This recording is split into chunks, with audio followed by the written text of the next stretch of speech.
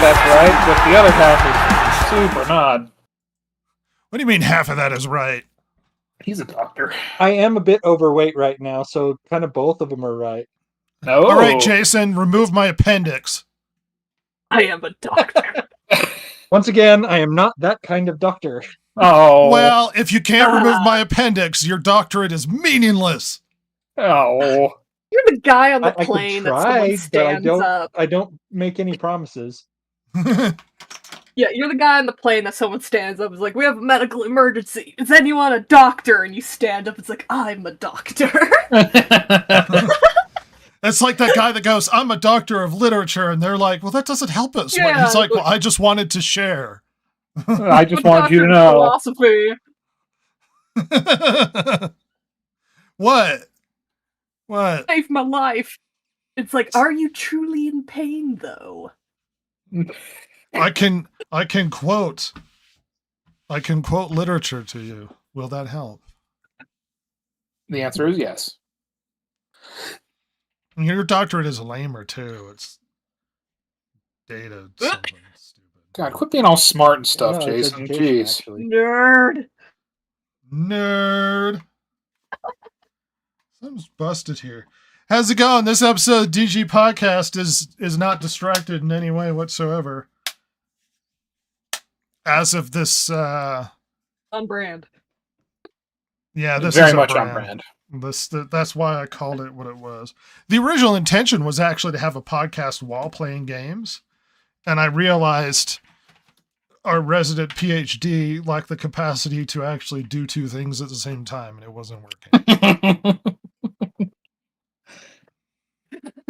It would be like I would say something and I would get dead air, and Jason would be like, "One sec." 1 second, reloading. Okay. Loading. Wait, I'm fighting a boss right now. It's like, oh, this doesn't work. This doesn't work at all. It's a special every podcast is special. I say this like we've created something unique. Well, let's be honest. There's like 40 bajillion podcasts out there. What makes us unique is we are both highly educated intellectual podcasts, but also super tardy. We're short Listen, bus. there's not 40 billion podcasts. There's 38 billion. All right, let's be accurate. We're short bus people 38 billion with and degrees. My degree is very useful, thank you. I've made much money with it. We're Shane Gillis with I've- glasses. No, it's true. And It's not the true. football Nicked us. career. Ah. And not the football career.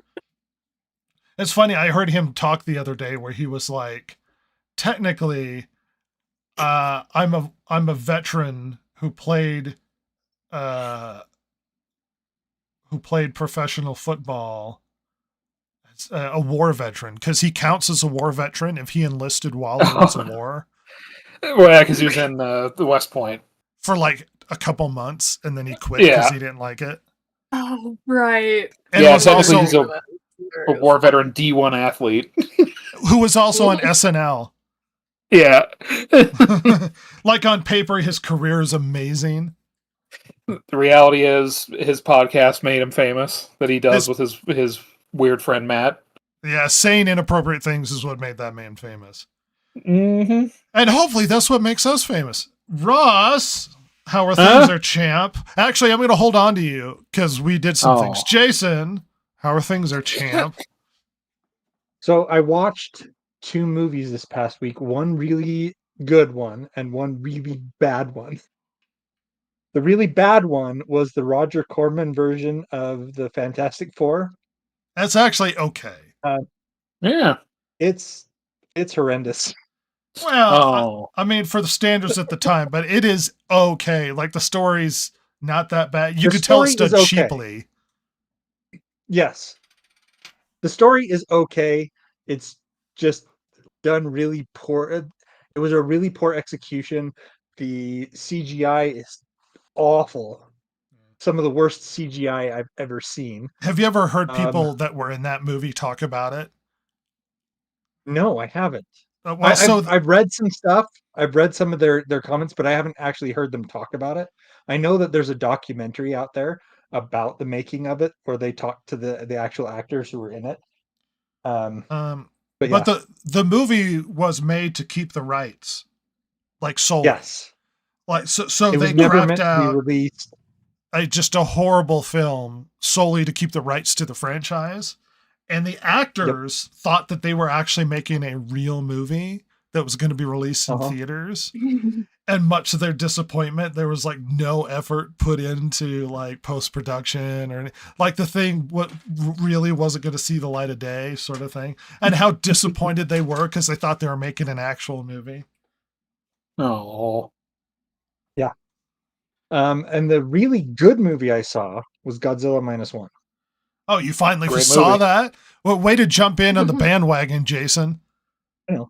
First Fear In, now Godzilla -1. It surprised me how good it was.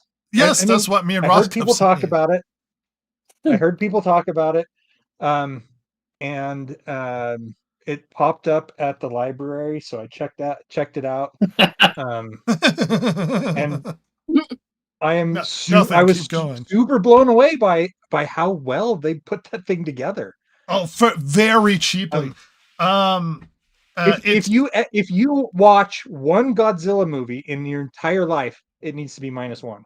Yes. Well, it's an interesting emotional reflection on like their role in the war and reflecting on who they are as a people. It's very personally a Japanese movie. One thing I really liked is like they had this cynical, like you can't rely on the government attitude in that movie.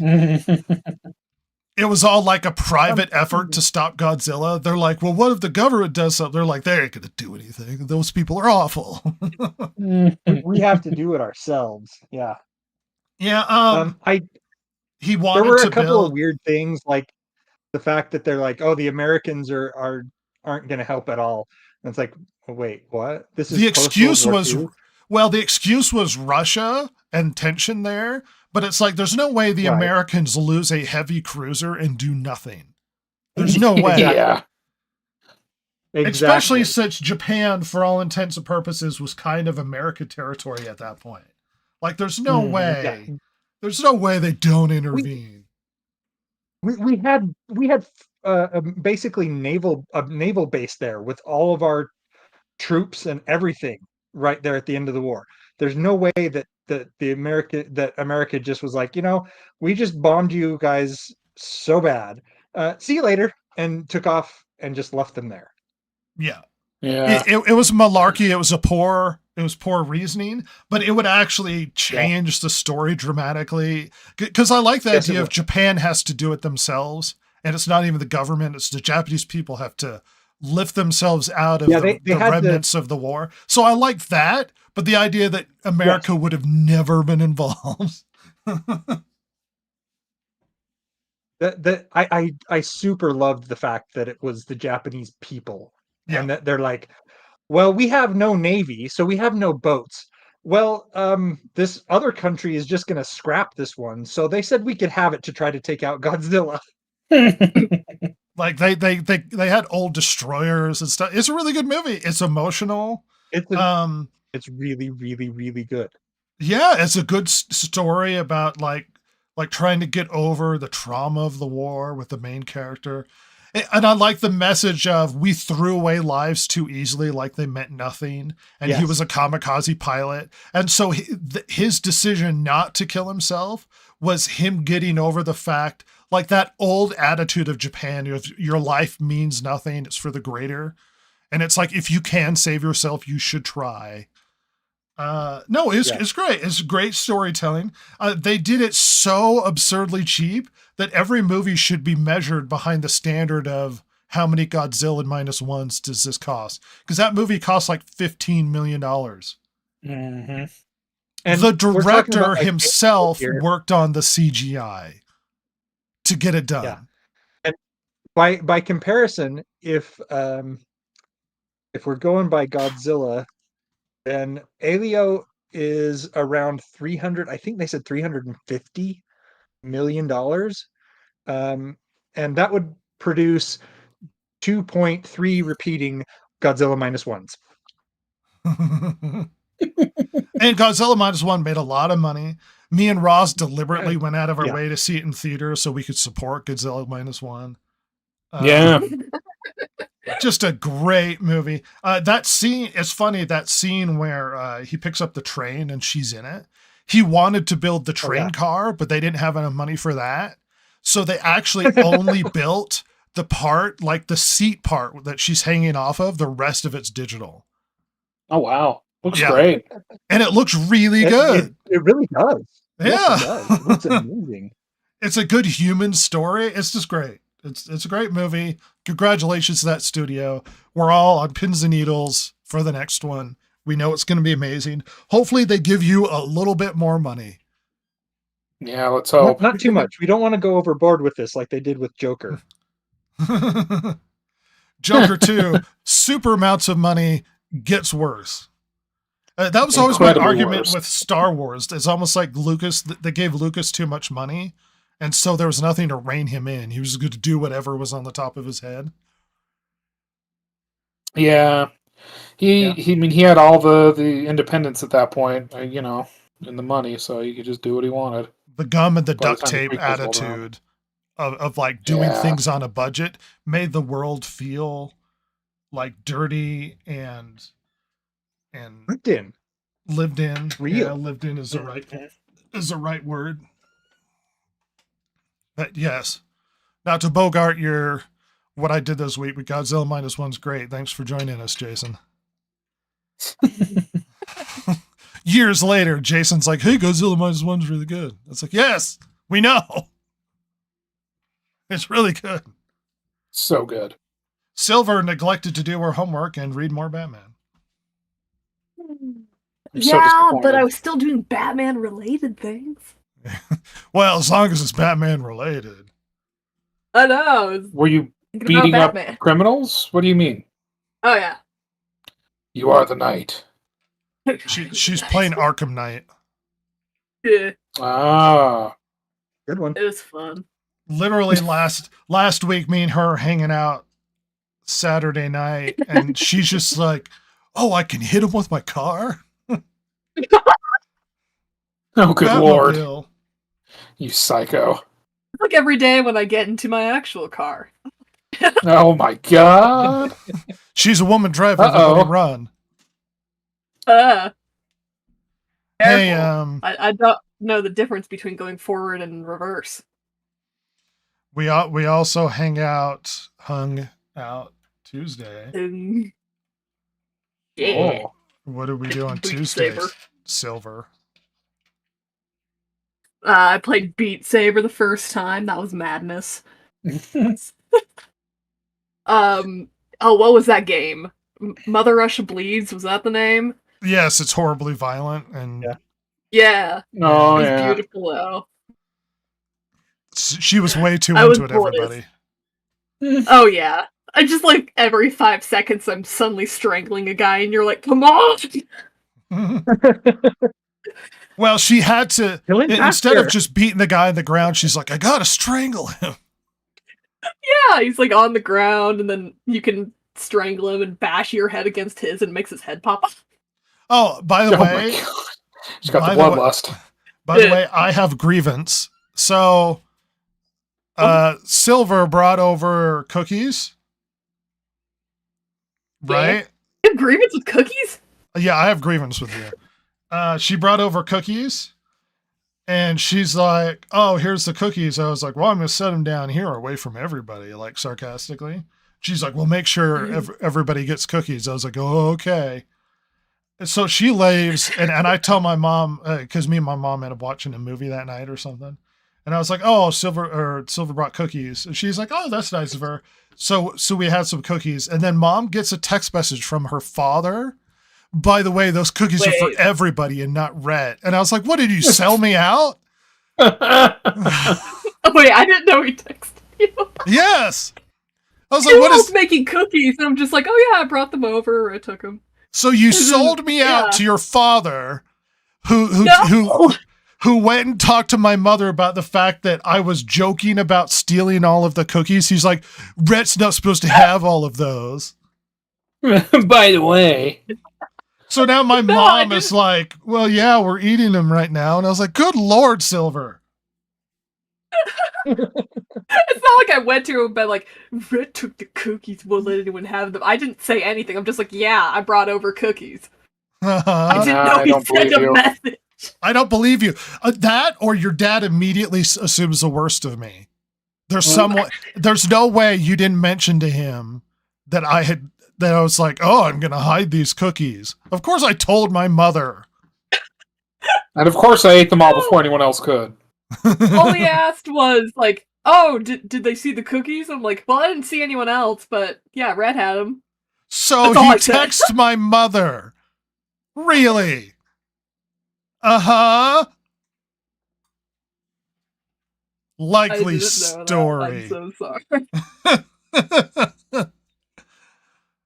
It's like you can't get away with, even if I was trying to steal him, you can't get away with anything. You know what snitches get, Silver? Okay. Disapproving glances.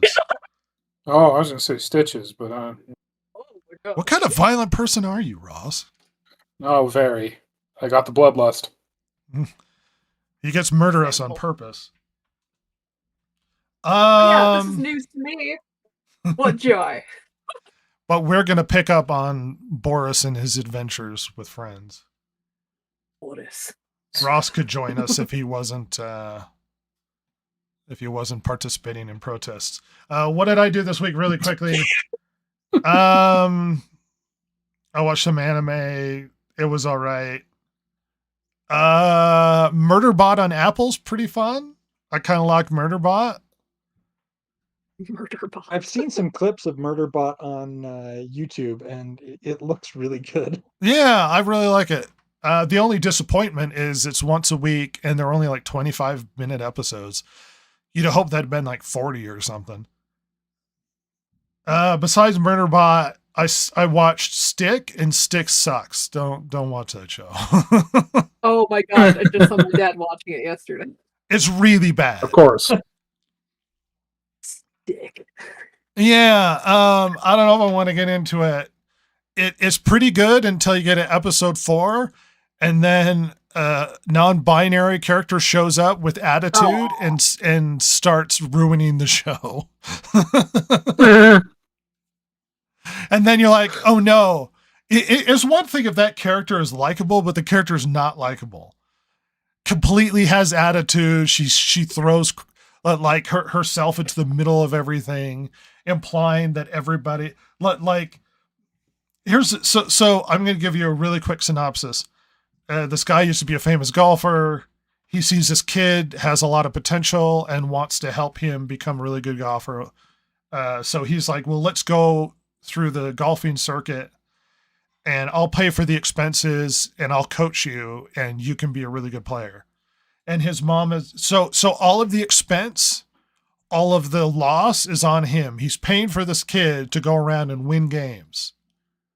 And he only gets a 30 cut out of the 70.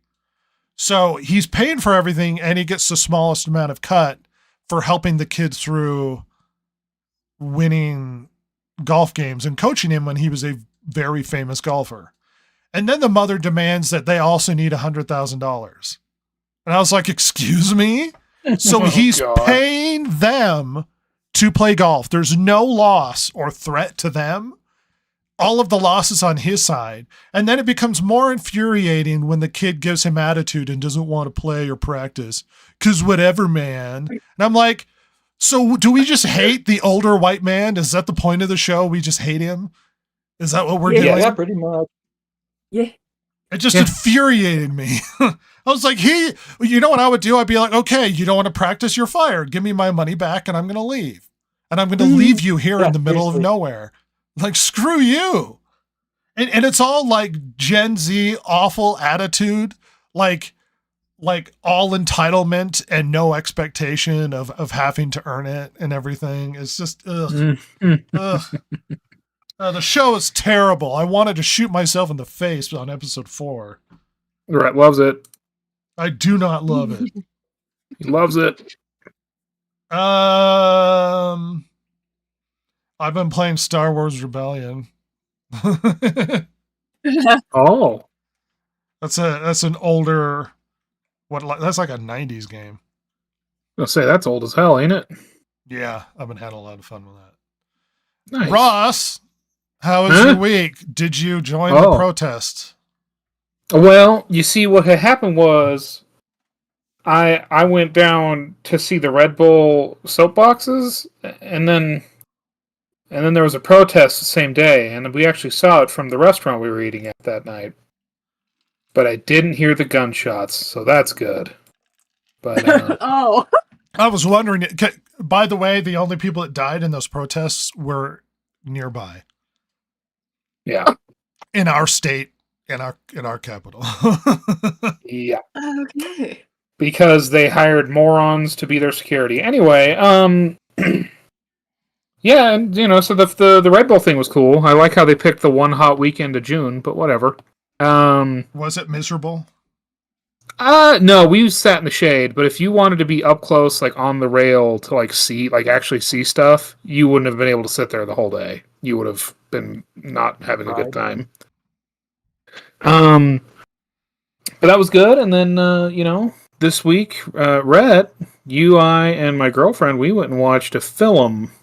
We may Yesterday, or may not in have fact. seen another movie. And as Another film. and all of these experiences seem to have a running theme, Ross. What is that? That is the theme of disappointment. Oh no.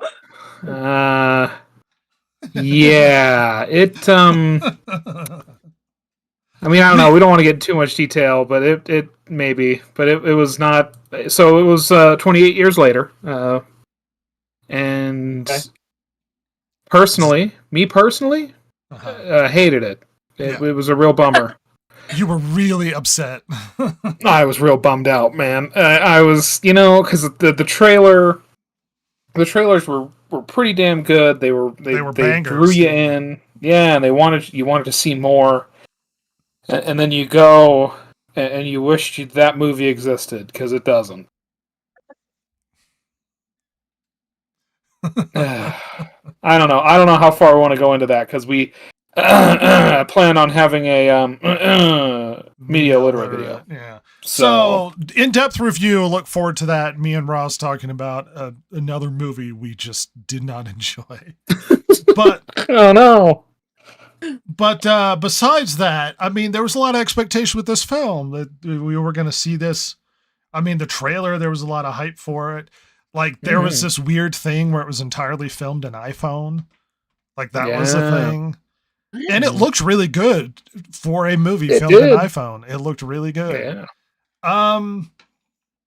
But as far as storytelling, it's a bad story that seemed like it was directed by a guy who didn't grow up, who was still trying to film indie, like 20 something, like art movies poorly. Yeah. Inconsistent theme throughout the movie, Inconsistent tone. inconsistent tone. Writing that leaves you so annoyed by the middle half that you don't really care what happens. And then it and then- shocks you.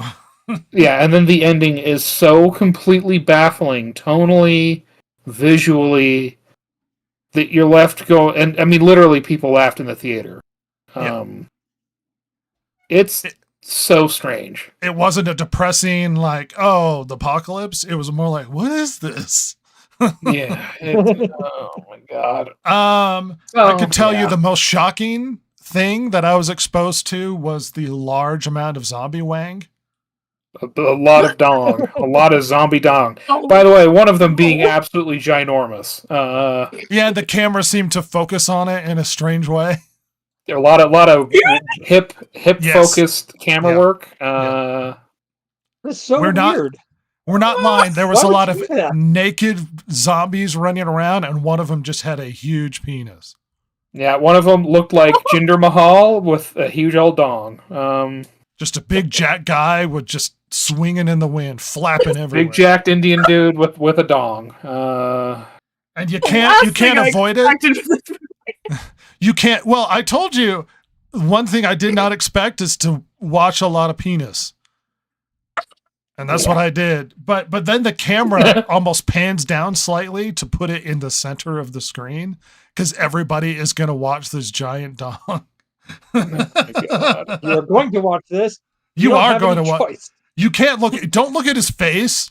Look at the other thing that's spinning in circles and helicoptering. Look at it. Look at it.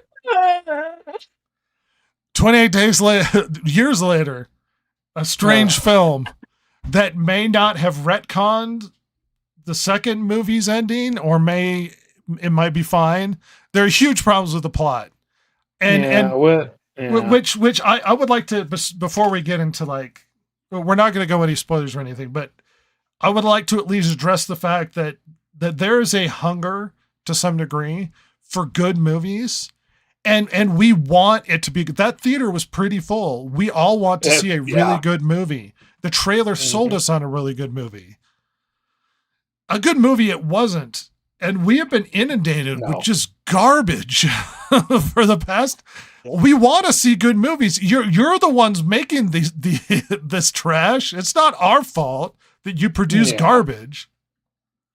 It was, because,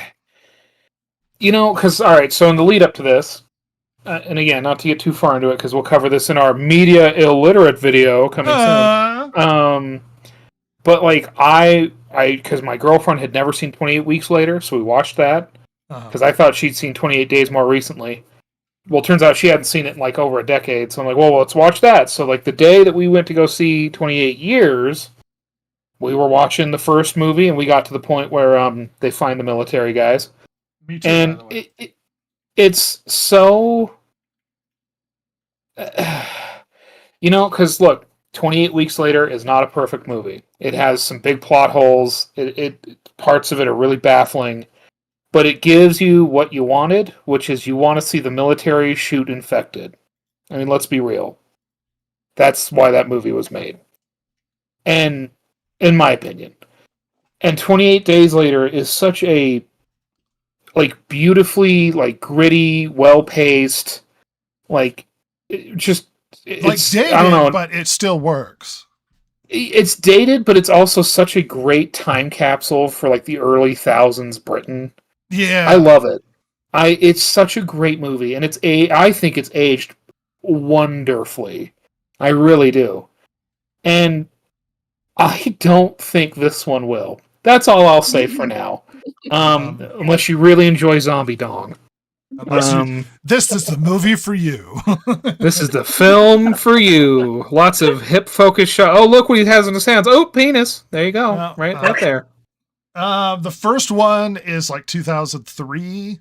The second one's 2007. And this one is 2025. Yeah. So, yes, it's been some time. It was funny. My mom came down to talk to me, and she's like, "Oh, do you like the movie?" And I was like, "No." It was actually terrible. Negatory. We did repeat our Megalopolis moment where Ross leans in next to me and he goes, "This movie sucks." Oh yeah, yeah. There's a lot of that side talk of this is a terrible movie. What are we doing? What's happening? At least Megalopolis was so hilariously bad that it was fun. Whereas it was. 28 years I genuinely enjoyed the really bad Megalopolis. 28 years later is almost infuriatingly bad because every character makes bad choices and you're like, why? This is stupid. It's small spoiler. The kid has an infirm mother and takes her out into the zombie wasteland to find a doctor. She was bedridden before this. And I joked to Ross, I was like, wouldn't it be funny if he's just pushing like a bed on rollers from a hospital with her on it across the countryside? And the kid's 12 and it's this is the worst, poorly planned. What do you think you're doing? What is this? It's so bad. Zombies. Sounds great. No, it's not. It's not good. Unless you like Zombie Dong, it's not good. Yep. Then then honestly, it may be the only film for you. Not sure Someone what out else is there happening in that really market. into it. Yeah, there's not a lot of other options if you're looking for that. Yeah, there might be some porn parodies, maybe. I doubt it, though. Not Oh, not no. not of this quality. Silver knows. Yeah, she knows. But that brings us to our main topic at hand. So there was a lot of random like James Gunn stuff, which we'll bring up, and there was a lot of random news that we'll bring up. But it's like we talked about James Gunn and he's gonna do a bad job with Superman. We had these conversations before, and it's like, do we really need to go over something James Gunn said again with another conversation again? Especially when we all know the stakes for Superman. Warner is not doing well financially. No. It desperately needs to have a banger. And shockingly, we're getting a Superman with mixed signals that might have had large amounts of cuts because it was considered too jokey. Like, there are concerns of where this movie's going. Funny enough, do you know what the next movie to come out after Superman is? Supergirl. Yes, actually. Oh. Not Batman, The huh? Not Batman. dog. Not Batman, not I The was thinking he Flash. was going to do the Authority next. No, not Aquaman? Batman. Well, they canceled that. They did. That's canceled. Well, it's on hiatus. Yeah. And it's in like, the same well, way maybe that it's- Star Wars puts things on hiatus, I'm sure. Maybe you put the cart before the horse and you didn't think about it. Maybe that was the problem. Yeah. Maybe you should just give us a really good Superman movie and try not to plan a lattice work, a web, if you will, of story and destination, and just give us a good Superman. Look, I don't want to go over this yet again, but I was sitting here and I've been playing some older games lately, and I ran across an article. Well, it's not an article. Somebody posted on Reddit where this younger guy was talking about retro games and their benefits and their flaws. And it got me thinking about when we really talk about retro games, like that. Well, look, there's a myriad of directions we could take this conversation when it comes to retro versus sort of a modern gaming. And I was thinking how retro games, even like, how do I phrase this? In the style with which they're created, like the philosophy and how they're created is fundamentally different. Mhm. And there are a lot of directions you could go when it comes to physical copies, when it comes to nostalgia. Is that the only reason why these things are sticking around? But there was a very good point made where classically retro games are expected to be sort of plug and play and understood immediately. And I'm not just talking about cheap older games. I'm talking about you can pick up Mario 3 and you can kind of understand what to do. There's a couple buttons, you can figure it out. Whereas with a modern game, it drags me through a tutorial that's like 20 minutes long, if not longer. This is how you look up. This is how you look down. This is how you look right. There's a fundamental design difference because you're expected to be able to sort of immediate hands-on and then go. And philosophically speaking, they're meant for short, enjoyable experiences. Where modern games, you're being invested and immersing yourself in the world is more expected. And you can't just play it for 10 minutes.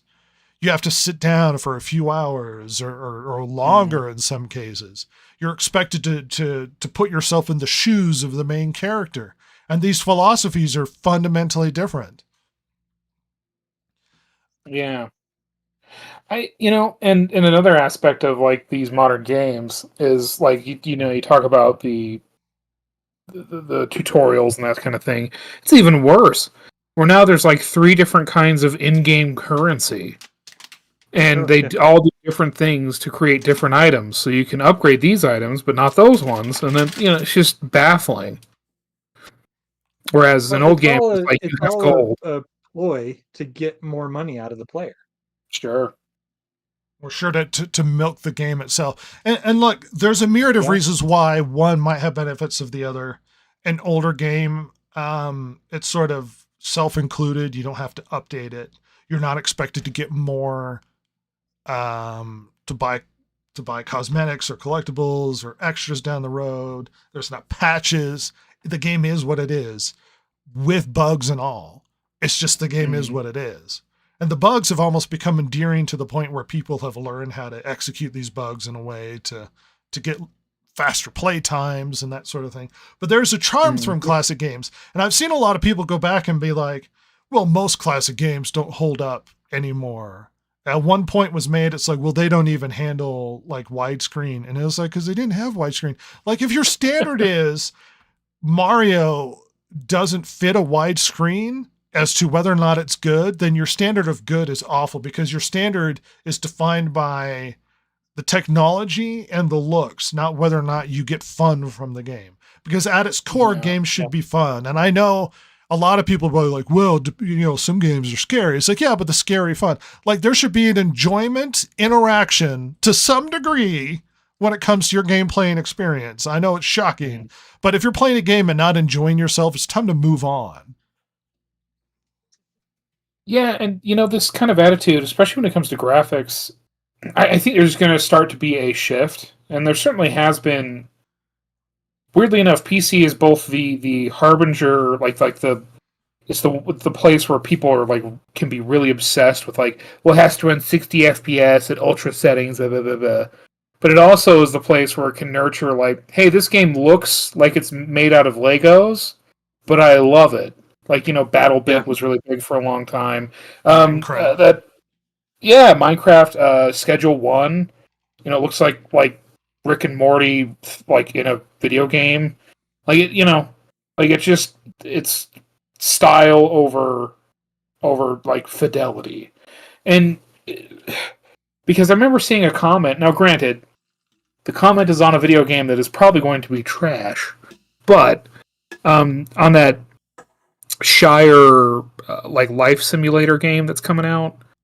Right. Somebody in the comments was like, I'd be interested, but I really want it to be high, really good graphics, and then maybe I'd be interested. And it's like, that's not what these games are about. Even if this was going to be the best Animal Crossing, Stardew Valley-ish game, that's not what those are about, pal. What's wrong with you? It's just this sort of chasing of these trends is just really baffling.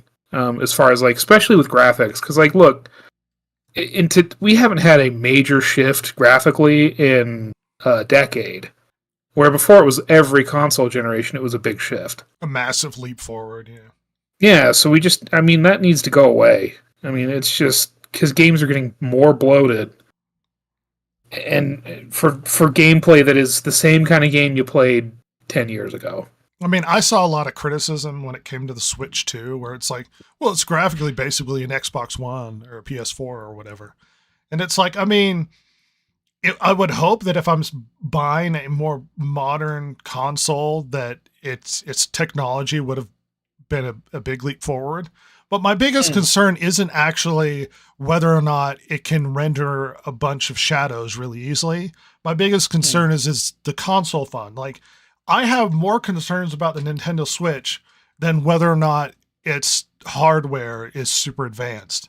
My concerns about the Nintendo Switch are all of the Switch 2, if you will, are all of the other bits of news coming out. Mm-hmm. They've already had stick drift issues. Oh my god, already? Yes, it has only been out a couple weeks. Yeah, I was going to say, it just came out at the beginning of the month. Yeah, we already got word of stick drift issues. Yikes, pal. God damn. There's been a lot of weird, let's see, we've already had word of people being, their consoles being bricked by Nintendo for trying to hack the consoles. There's a lot of concern when it comes to the discs. There was a tweet I found. Let me see if I can't.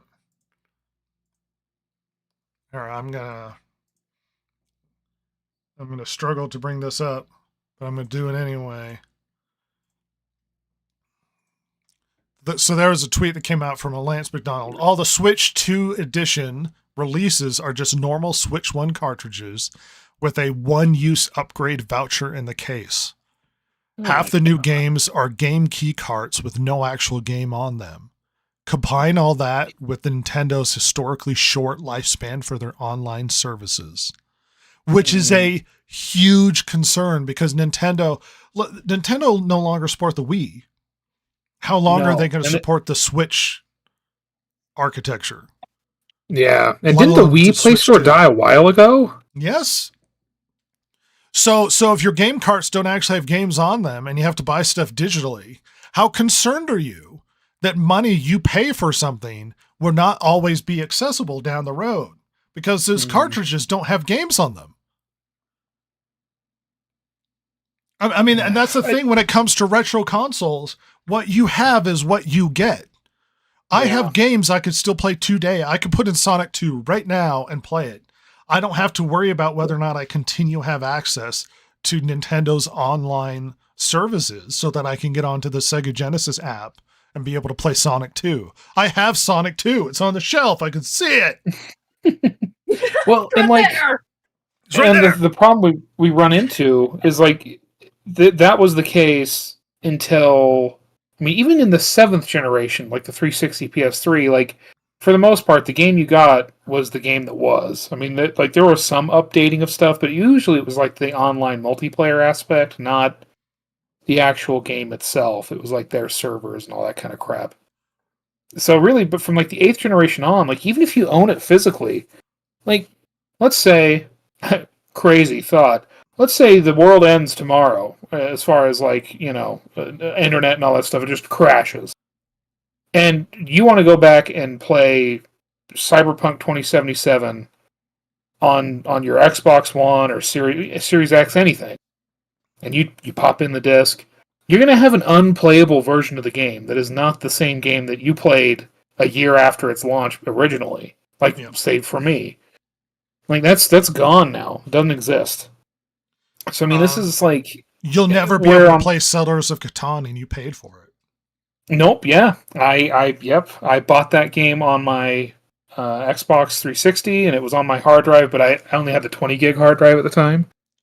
So I had to make room, and I deleted it thinking, I'll download it again later. Well, they lost the rights to it, to the Settlers of Catan name, so the game's just gone. Unless you had it downloaded, you can't ever get it again. And I paid, God, how much was that? A $10, $15 game? Like, it sucks. It's nothing to them, but I mean, that money is something to other people. Chance weighs in and says the ROG Ally is greater than the Switch 2. Also more money. Yeah. Nintendo decided the original Xbox One vision was the way to go, apparently. You're absolutely right. I mean, the amount of lambasting me and Jason did when it came to the Xbox One and how controversial it was that the Xbox One had this expectation of always online service and had to check in every now and then. And this multimedia like integration where it could connect with this or that. And everybody hated it. And it didn't have backwards compatibility. And then they had to roll back a lot of that. Oh, it doesn't have to be online all the time and stuff. I go to play my Switch a few weeks ago while we were moving in. We didn't have internet. And I couldn't play something simply because it hadn't connected to the internet in long enough that it wouldn't let me access a game I had paid for with my money. Lack of access, which is a big concern when it comes to retro versus modern. So let me play devil's advocate. Are we just looking through rose-colored glasses when it comes to retro gaming? And it doesn't even have to be the style of the game or the fact that we have physical access. Are we looking back and going, oh, those games were amazing? If you went back and played some of those, would those be any good or any fun? Because I have. Well, yeah, so have I, but yeah. So, like, not too long ago, I went back and played KOTOR and KOTOR 2, which, I mean, in my brain is like, well, that's not that old, but, those are like, KOTOR 1's 20 years old now. And actually, KOTOR 2 is now, too. I think 20 years counts as old at this point. It's retro, as far as gaming goes. And they were great games. They were still so good. And there's probably some games that don't play as well. I mean, the famous example for a lot of people, I think, is GoldenEye. It's not the built game to look we up and remember. down. Yeah, like it's still good. Like it's still fun. It's still good, but it's not as good as we remember. Too many things came out that iterated on that idea better. But I think for the most part, yeah, I mean, they're still good. I mean, there's like, if we go back into like 90s gaming, I mean, people still go back and play Deus Ex. They still go back and play System Shock 1 and 2. And they are lauded online as being, very well done written games. And, if you think like RTS games, they're still, there's some that are kind of baffling, like Warcraft, first one, where you can only control like 6 people at a time, which is infuriating. But Warcraft 2 still holds up. Yeah. I don't know. I think they're all, the good games are still good for the most part. Chant says, Yeah. I find a large percentage of games up to the 16-bit era hold up really well, but the 32-bit era, side-scrollers aside, is largely ass. I suppose it would be a case-by-case basis for me. Look, a lot of us are speaking from the, memories and when we used to play, and I'm going to force Silver to comment on this one. Believe it or not, retro gaming has been blowing up in generations that didn't grow up with this. Emulators, people creating sort of faux consoles, they'll buy them and then modify them so that they can have the whole library of the game on there and then play them in perpetuity. People that didn't grow up with these games are finding enjoyment from games from the past. And we're talking quality, enjoyable experiences that are much cheaper to get a hold of. And have a lot more charm to them. I mean, Silver's spent a bunch of time playing the Castlevania games. Do those stop being fun because time has gone on? No, they're very entertaining. Even still to this day. Elaborate, young lady.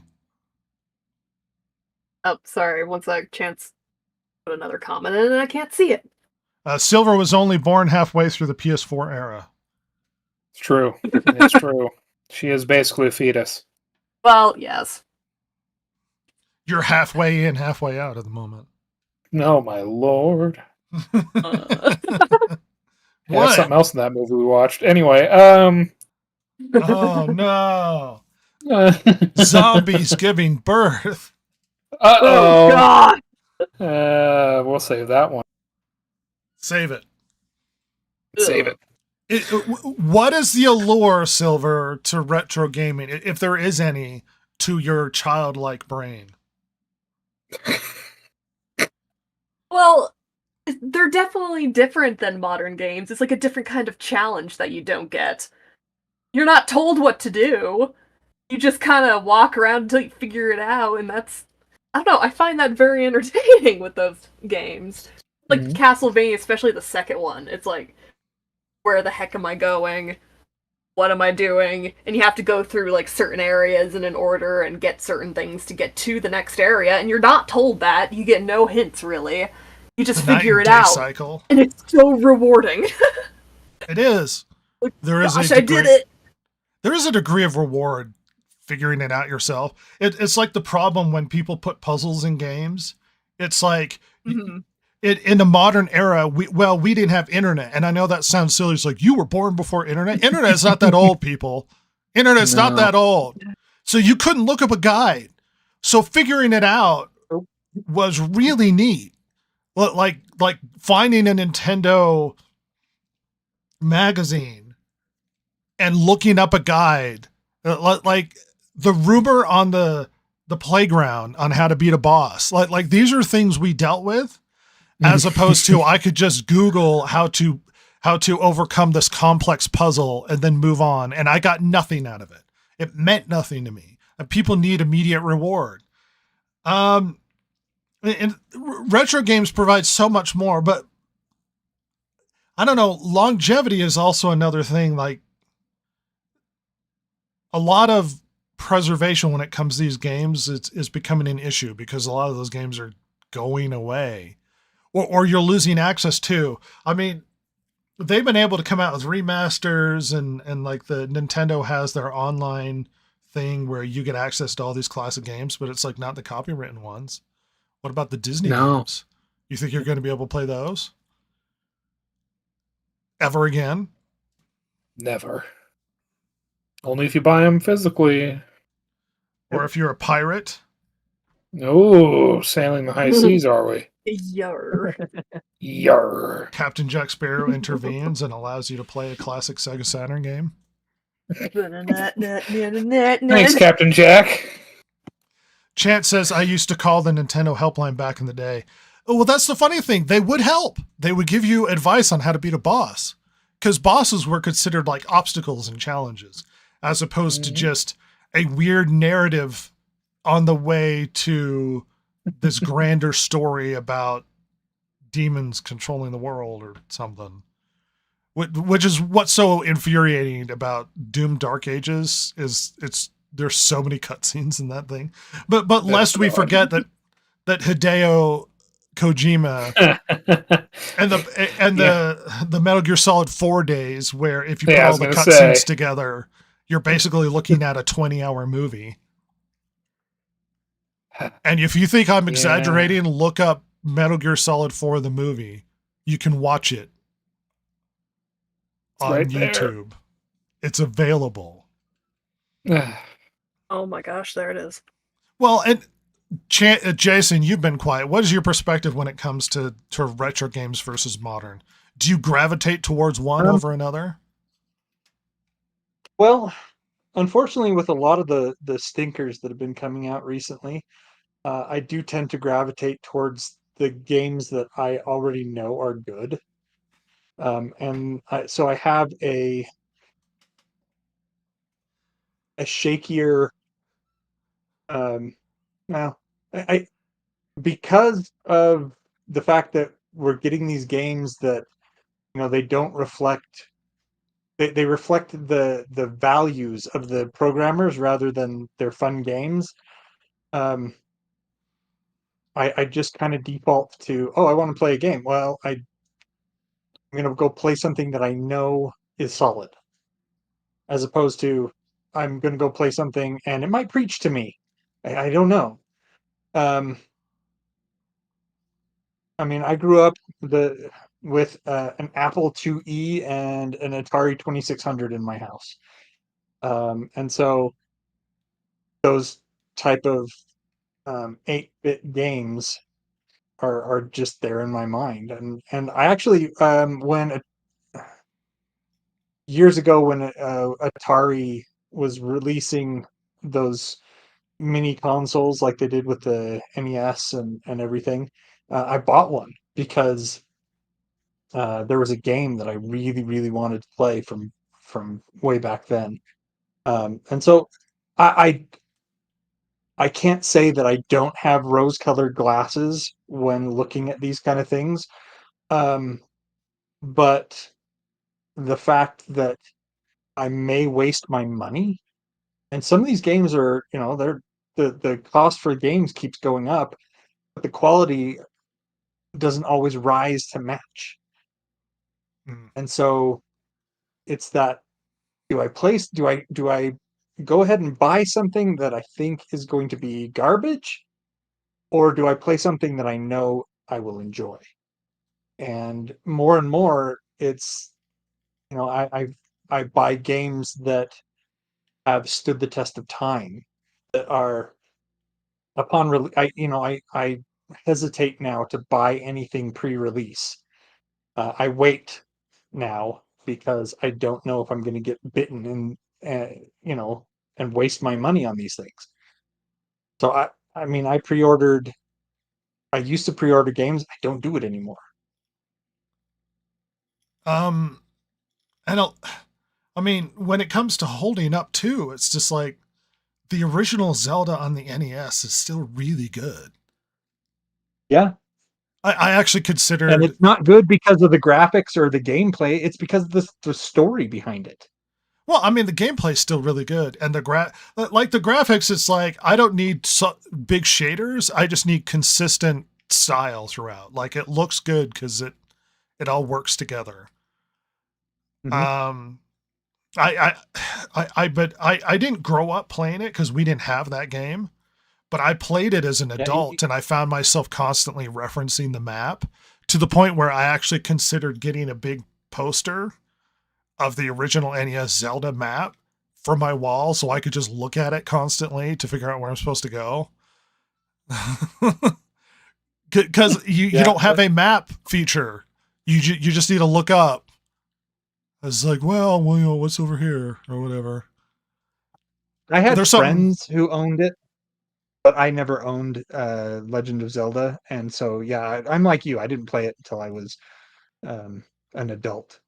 I mean, I played bits of it. I never played the whole thing through until I was an adult. That is one of the games that, at the time, it was a long game. Yeah.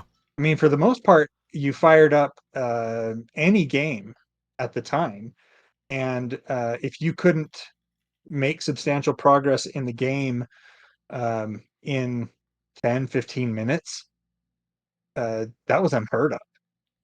And then we have this game where they had to modify the cartridge to be able to save your progress to a battery. Yeah. I mean, yeah. I remember playing Mega Man. I think it was Mega Man 2 when I was when I was growing up. And what would happen is if you beat a boss, you were given a code.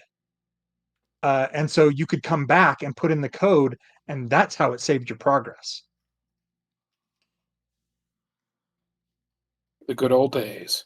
Yeah, they used to give you this. I mean, well, and then you could get that code and then skip to like the final level and that sort of thing in some games because you just had access to that code and it was like a little cheat. Yeah, the Castlevania for the Super Nintendo, they had a code that you could get that would give you all the weapons, all the power ups, everything. And would basically drop you right outside Dracula's castle, so you could fight the main boss. But if you used that code, you got the bad ending. The Konami code, the classic Konami code. No, well, no, I'm not talking about that. I'm just including on top of that the idea that developers would add stuff into it so that they could test it with unlimited lives and that sort of thing. And that's why those were ingrained into the games. It was for developers to use. Yeah, and it's kind of funny now when a developer sneaks in the Konami code as an Easter egg. Oh yeah. So we're going down nostalgia road. Let's defend modern gaming. Games have become dramatically more complex. You get a lot more game. Now I know we've addressed on the what do you get for your money, but to be fair, games at the time, if adjusted for inflation, were probably like $100. Like they were absurdly expensive at the time. Whereas today it's like you get a huge game, potentially like 40 plus hours, huge skill trees, complex things. You get immersed in the world. There's something to be said for feeling like you're actually Master Chief, or feeling like you're actually a Jedi, or feeling like you're actually a soldier on the battlefield in World War II. Mm-hmm. I think you touched on it if you didn't actually come right out and mention it, but that's really one of the selling points of modern gaming is this immersive experience where you because of how much more advanced the games are, you can do things with the world, with the game that you struggled to do in older games. The world now in a game is almost a character unto itself, and that character can really affect the gameplay. Even, I mean, before it was like, well, there's this world that I'm walking around in, but I don't really interact with the world. Everything in the world is static. Nothing is destructible, and now it's like fully indestructible environments and this, that, and the other, which it really does, or it really can make for compelling gameplay, and can really bring just bring out another aspect of the player experience that can pull you in to this new world. I mean, there are games a few generations back where interactivity in the game that would blow your mind was the fact that you could destroy a barrel. Yeah. It's like, look at how much you could interact with the world. This barrel blows up. It doesn't damage the wall or anything, but the barrel blows up. Like, look at what you do that. like Yeah, the amount of interactivity, the amount of interactions you could have with the world. Like some games have taken it to a degree where it's like explosions destroy walls and take down buildings and levolution. Yeah. I mean, before when you just going back to say something like Mario, where you could break the bricks and kind of change the level a little bit was really quite advanced for the time. I mean, there was no other game that was like that Well, and just when Mario came out. clean controls. They weren't floaty or weird. But when it comes to modern gaming, and here's the dirty secret when it comes to modern gaming. Modern gaming isn't exclusively restricted to a long, massive, complex open world game with God rays. Modern gaming also includes Stardew Valley.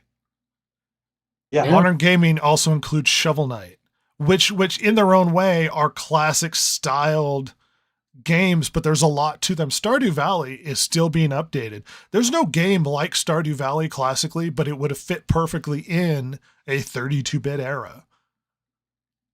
Modern gaming runs the gamut of trying to cater to different styles and interests in gameplay. It's not just a guy who wants to play COD. If you want to do a farming simulator, Harvest Moon is out there. If you want to play Legos, Minecraft exists. Modern gaming is almost more catering to disparate interests than anything. And in many ways, I'd like to revert back to the philosophy behind the games created to point at the fact that there was a different intention with the current crop of what we have as opposed to the older ones. And games don't stop being fun. But modern gaming isn't just, Call of Duty. Chance weighs in and says, all of this graphical power and fine-tuned detail in two of the most popular games are Minecraft and Roblox. Shaking my head. Yeah. You're not wrong. Minecraft is fun for a specific reason. It's Legos. I mean, it is. It's still popular. They came out with a hundreds of millions of dollars made movie that I actually watched today. It didn't go away. The desire to have basic fun didn't go away, and the design philosophy has shifted. You have access. I mean, indie game after indie game giving you similar experiences to what you had in the past.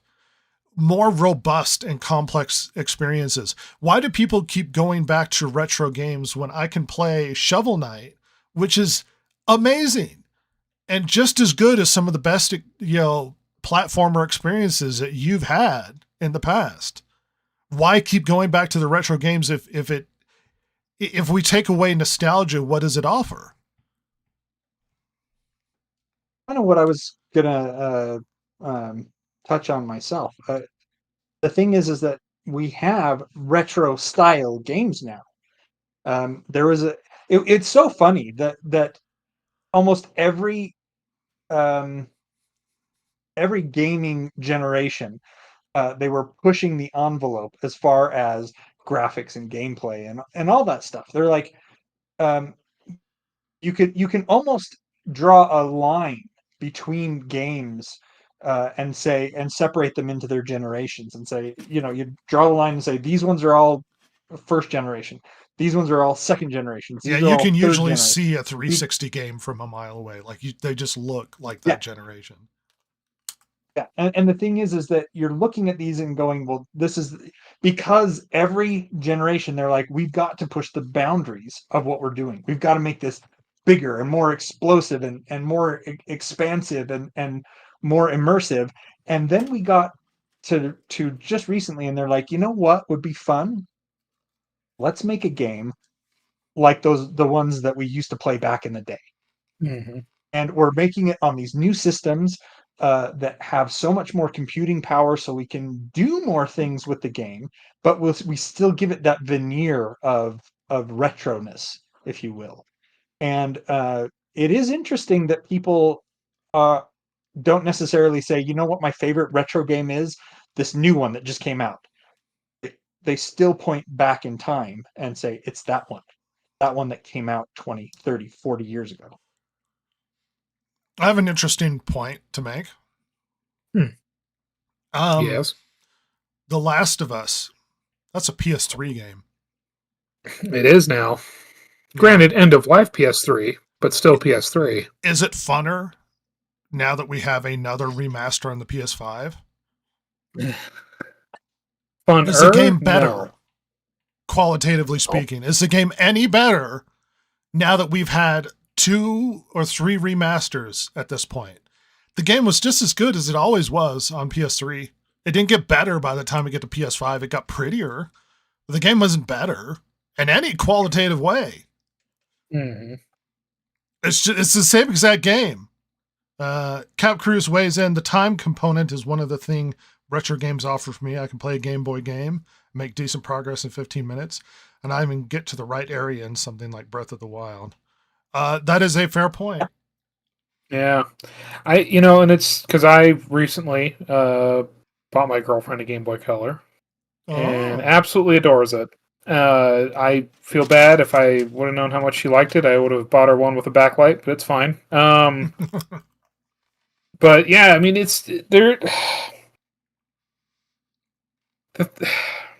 we've seen this. I mean, remember when I started playing, because it was on Game Pass suddenly, that Assassin's Creed Origins, the Egyptian one? Yep.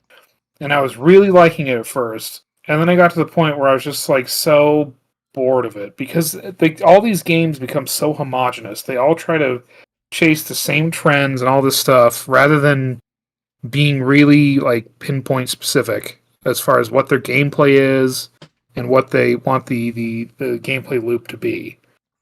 It's almost like an unfocused movie with a third one, as opposed to the very focused, rounded, completed experience with the first one. Yeah, it's weird how that happens. I don't know what we're talking about, but no, me neither. I'm not sure. I do have an idea that just occurred to me. There's actually a couple of them that just occurred to me. One of the things is that because of the limitations of the gaming consoles or PCs or what have you back in the day, they really had to strip down the game. They couldn't have anything extraneous. It had to be the game, and that's about it, because you couldn't fit much more on a cartridge or anything like that. And the other thing that occurred to me is that with these games that the newer games, one of the things that is complained about quite frequently is the padding of the length with things like fetch quests. And it's just like, yeah, this game is 100 hours, but it's like, well, 40 of it is the main game, and the rest of it is just padding. I mean, not to re-reference my to bogart your point, but not to re-reference the comment I like to make all the time is Star Wars did more in a budget because they had to be more creative and be more lean. Godzilla Minus One did a lot with a small budget because the story had to be condensed, it had to be focused, and it had to be lean. Some games do more with less because they're forced to be creative with what they do, as opposed to we have infinite budget, so we're going to have 40 cutscenes, and it's not going to add anything to the experience while I sit here trying to mash skip, hoping that I can get to the gameplay. Like when I play Gears and I don't understand what's happening. Ross. Yep. Oh, huh? Well, you love the story in Gears. What do you mean? I you're just want practically to an get expert. to killing monsters. I don't care about the story, Ross. Dom, hurry! My wife is dead. Your wife is dead, Dom. Your wife died. My son is a disappointment, Dom. But that's the point. With a bigger budget, which I was sort of extrapolating on Jason's point, with a bigger budget, they can do so much more But it's like, you don't really get more, do you? You're not getting more out of the experience. They're not adding that much more to you, because in the end, I'm still playing the game. If I play The Last of Us on PS3 as opposed to PS5, I'm really not getting that dramatic of a different experience. It still looks really good on PlayStation 3. Is it that big a deal that I have to have more God rays or better fidelity with the shadows or cleaner resolution, when at its core, is the game good or is it not good? And if the game's not good, no matter amount of graphics is gonna make Crysis better. No, it's super necessary, Rhett. Oh, can it play Crysis? Well, the problem is not that Crysis looks really good. It's just really poorly optimized and it melts everybody's video cards. That was the problem.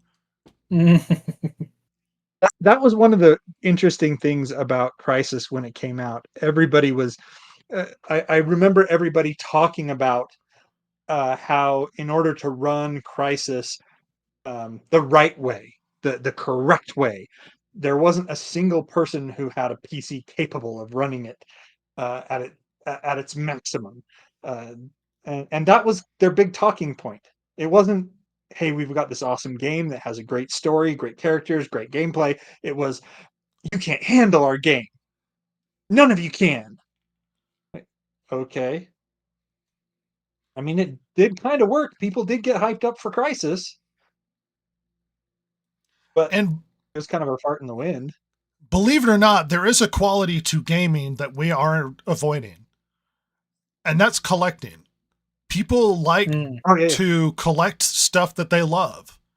There's a degree of enjoyment when it comes to, I like this game and I collect it and that sort of thing. We are losing that with modern games. There's less of a physical, tangible quality to a modern game. It's like, oh, that game's a lot of fun. I bought it on digital, and then you move on. It's not on your shelf. You don't look at it and then go, I want to go back through that experience again. I have digital games I'm not aware that I own. And the reason why I say that is I started going through some of the like Uplay stuff, and I was like, oh, I've got a couple games on here I didn't know that I physically own. Like I have Wing Commander. I was like, oh, I forgot I have Wing Commander. But it's like, you don't remember because you don't have a physical copy because you're not aware of it. There's no tangible quality to it. And as modern games moves on, I mean, maybe for the best, it's decluttering our lives if you're into the simple lifestyle, but also you're moving into a world where you own nothing and you're supposed to be happy about it. As opposed to if you actually like collecting games and enjoy the games you have, having a number of games, like having 200 Steam games, means a lot less than like the handful of Sega Genesis games I have on my shelf. Because it's like, well, they're just digital. If Steam burns down and all the servers go away, I can still go play Mario. There's no collecting it. There's no tangible, actual physical holding, which is why I like consoles. I like to have the console. And if we're just going to all just be services on the PC, then you're going to lose something that gaming always have had up to this point. The collectability of it. The gotta catch 'em all Pokemon problem. Yeah, it's interesting that gaming and like TV and video games, gaming, movies, and TV. Well, TV later, but kind of had this really brief, but all kind of at the same time, period of like, hey, you can buy this and you can own this and it's yours.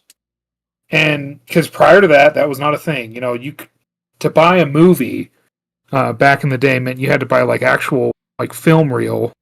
The different versions of it or whatever. But like it was not until they cheap. started coming out with the home video cassette players. Yeah. Yeah, it was very expensive. And, you know, like this all kind of came up right around the same time where people could amass these really wonderful collections of media across, you know, later TV, but, you know, with film and video games and things like that. And now, you know, it's all going back to, well, you can have it at our discretion. Our being the corporation that owns whatever it is. You know, with like you said, with Nintendo bricking consoles because you're trying to mod it. which is ridiculous, especially if it's like not anything that can affect multiplayer. Like it's absolutely asinine. And you know this.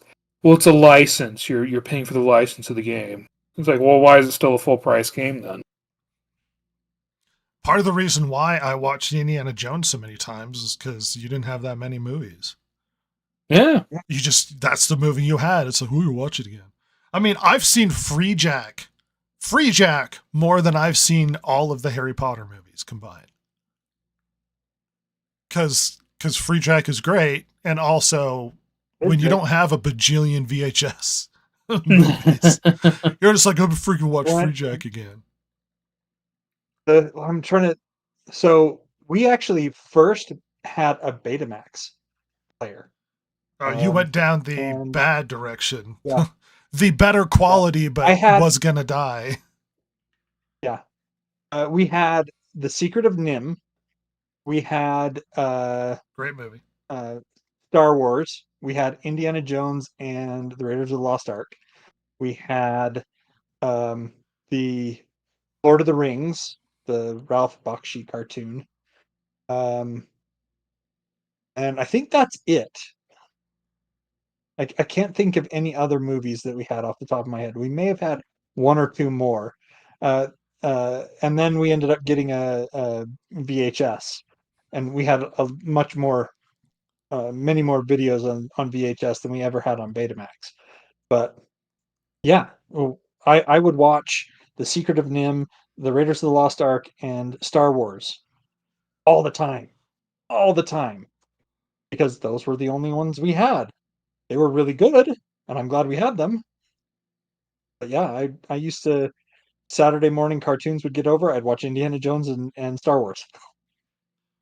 Because you had it. You had a physical, tangible Mm-hmm. copy, and that's why you use it all the time. Silver, why don't you give us your final reflections on retro versus modern gaming?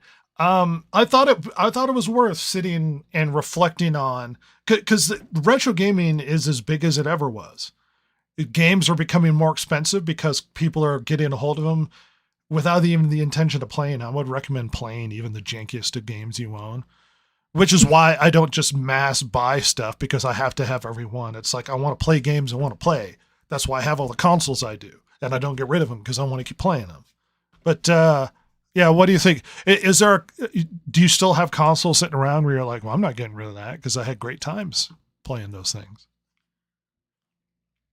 I forget which console was now. I don't know. Heresy. I think it's an N64 we have. But it's like, yeah, okay, not getting rid of that. I played it when I was really little. I don't have much memory of it because my brother never let me play it or touch it. It's That fine. awful human being. But yeah, I think retro games, I think they still hold up. Everyone should try playing some. They're still a lot of fun. Yeah. You know, it's funny. A lot of them, what's attached to a lot of these games is memories.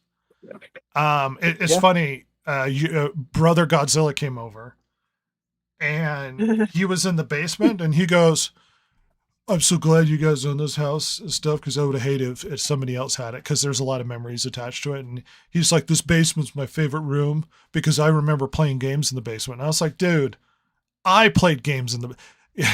He's like, oh, I remember playing Crash Bandicoot or whatever. It's like, dude, I played Sonic 2 in the basement. Yeah. Like he's claiming all of this, like, well, this place means a lot to me. It's like, I was here before you were born. Playing classic video games down there. Yes. All of the Christmases I used to have are in the basement I'm currently in right now. All of the original video game experiences of playing the NES or the Sega Genesis when we got it are right here sitting on the floor. There are pictures of me playing video games on the floor right next to me. There are pictures of me in single digit ages at a Christmas opening up a package for like our first Nintendo or getting something, some Nintendo game. I mean, memories are attached to a lot of this stuff, and that's why a lot of classic gamings mean a lot to us. The re-experiencing the original fun the original, and sometimes they don't live up to it, but a lot of times they do. Guess what? Mario 3 is still fun. It's still a great time. Mario 3 is still an amazing game. Anything more, Silver? Just kind of going down. Double memory Dragon's lane. amazing. Yeah, me and you beat the jankiest Dragon. Double Dragon together. Yeah.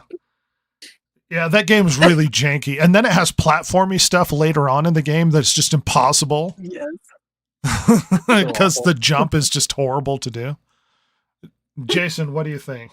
Reflections? I think that there are certain games that will always be classics. And we as gamers will continue to go back to those games over and over and over because of the not just because of the nostalgia, but there's going to be some of that.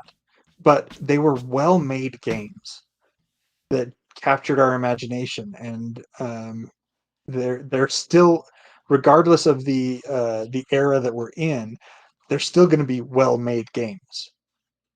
And so we're going to continue to go back to them over and over again for as long as we can. For as Quality long as doesn't lose its luster. Yeah, quality, exactly. And as long as we can find something that will run that game, we'll go back to it. What do you think, Ross, vis-a-vis modern versus retro gaming? Look, there's some great things about modern gaming, but for the most part, as far as an industry, like as far as how these companies want it to work, retro is always better. There's a the soul fact to that you it. can buy it physically and own it, and it's there for as long as you'll be alive. It's so much nicer. It's so much better. You can go back and play these things, and it's awesome. There's some great games in the modern era. I mean, we play them all the time. But as far as the direction that this industry is heading and how they want it to operate for you, the consumer, it's completely trash, and we should try to support it as little as possible in that way. Agreed. They both have their purpose. I'm not trying to sit here and go down this nostalgia like retro gaming did it so much better. Like the reason why modern video games are where they're at is because they've learned on how to do things better, and they've learned how to make things more enjoyable, and they've learned how to create a gameplay loop of reward and action and stuff that works better. And in some ways, modern gaming seems like it's going into a weird soulless direction. And in some ways, they are creating some of the best classic experiences that we've ever had. Both. I mean, the market will demand what it demands. And as long as people still desire those sorts of experiences, Stardew Valley will still be one of the most popular games out there. And it is really not a complex game.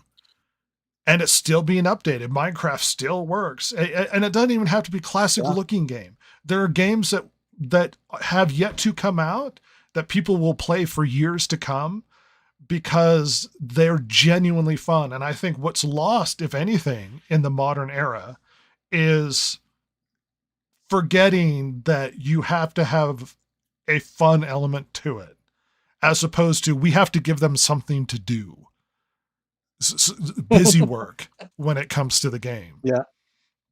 There are games there are games coming out right now. I mean, I'm sure the new Nintendo Switch 2's Mario Kart is a lot of fun.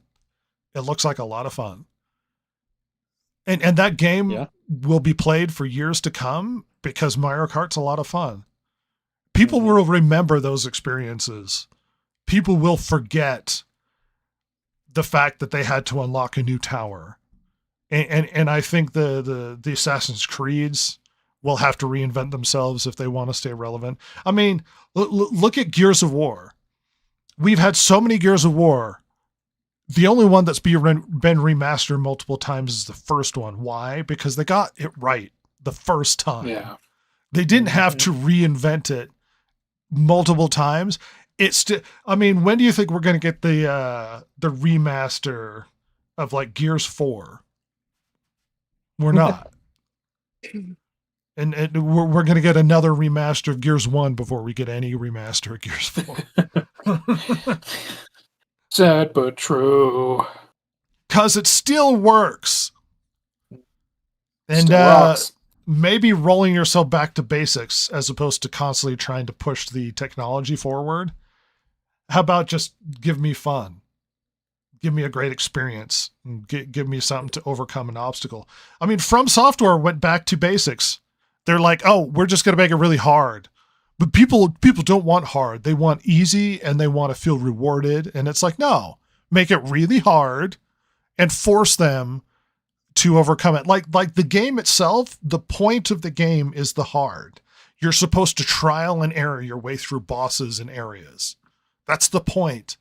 And yet, From Software has become one of the biggest, like Elden Ring was one of the biggest games in the last few years. Huge game. And guess what? Because people like hard. They like to feel rewarded for their efforts. There's still more to come. There's still more exciting game experiences to come. If anything, I'm more afraid of the industry with the lack of physical copies and the over bloated budgets and the potential death of the console down the road. Games are still fun. Oh yeah. And they will continue to be down the road. I enjoyed this conversation, but as always, it's pooping time. The Distracted Gamer Podcast. Big steaming pile of news dump. Thanks, Chance, for telling us about that, Dookie. As I adjust it to make sure that we're all behind the desk. Yes, that's right. We are once again in the toiletries of the Space Winnebago.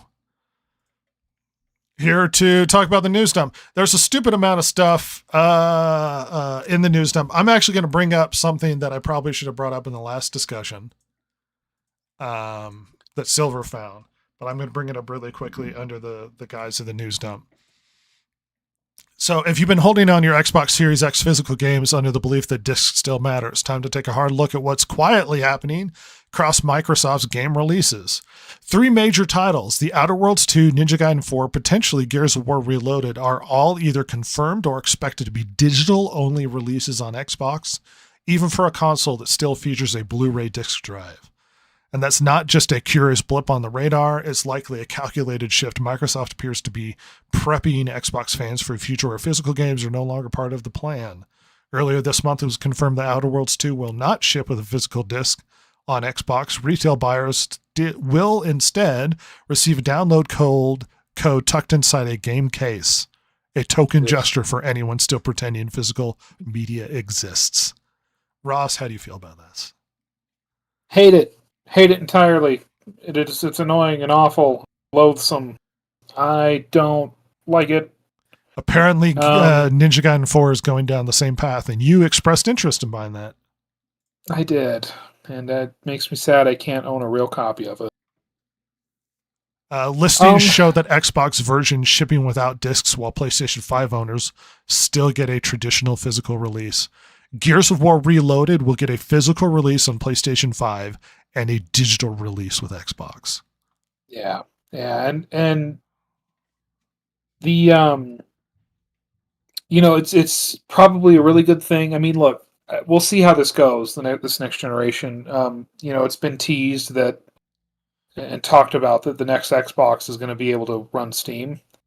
You'll be able to access your Steam library and all this stuff. And that's probably the only way that would save that, is because for some reason that feels better than just I just have this console that can only do this console's games, but I don't get to own them.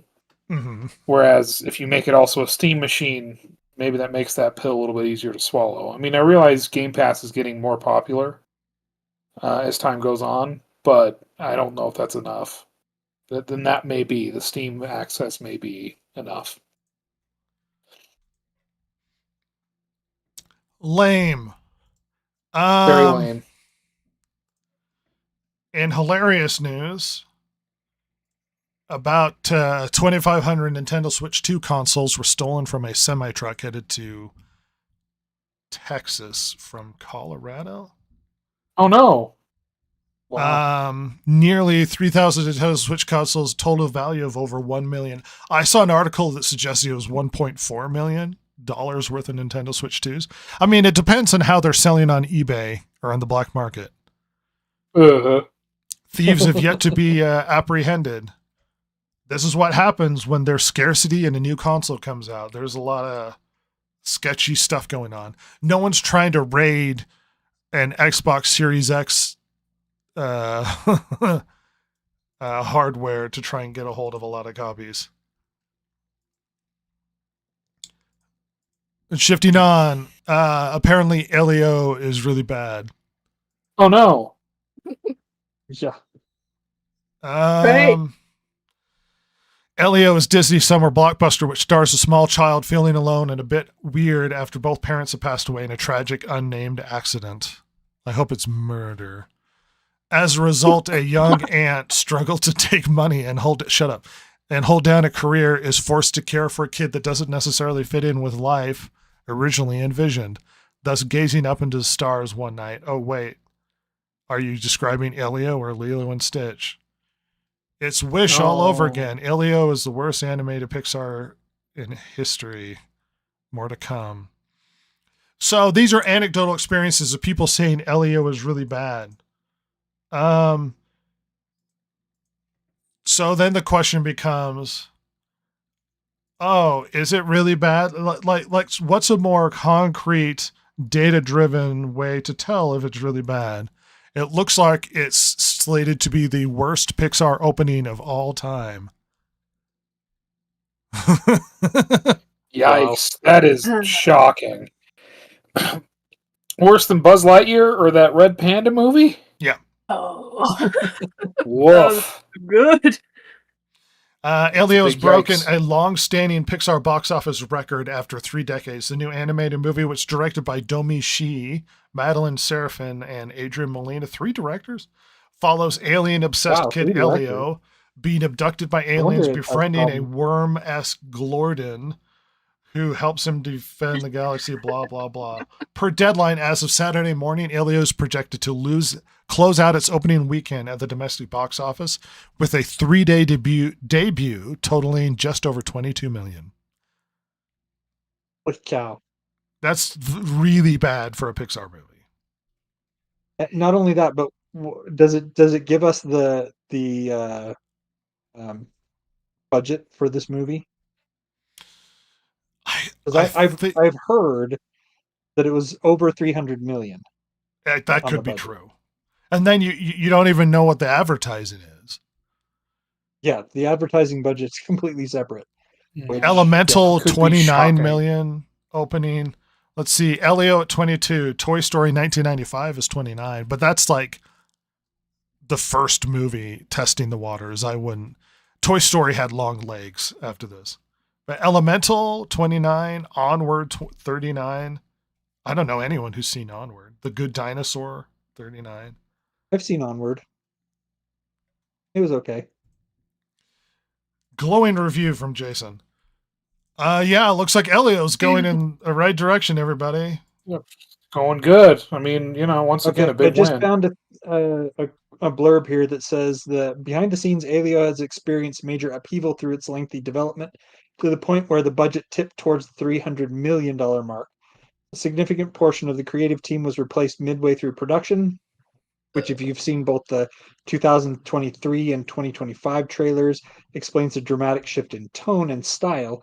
While most of the character designs have remained intact, the latest trailer released last month revealed that some heroes and villains swapped roles entirely.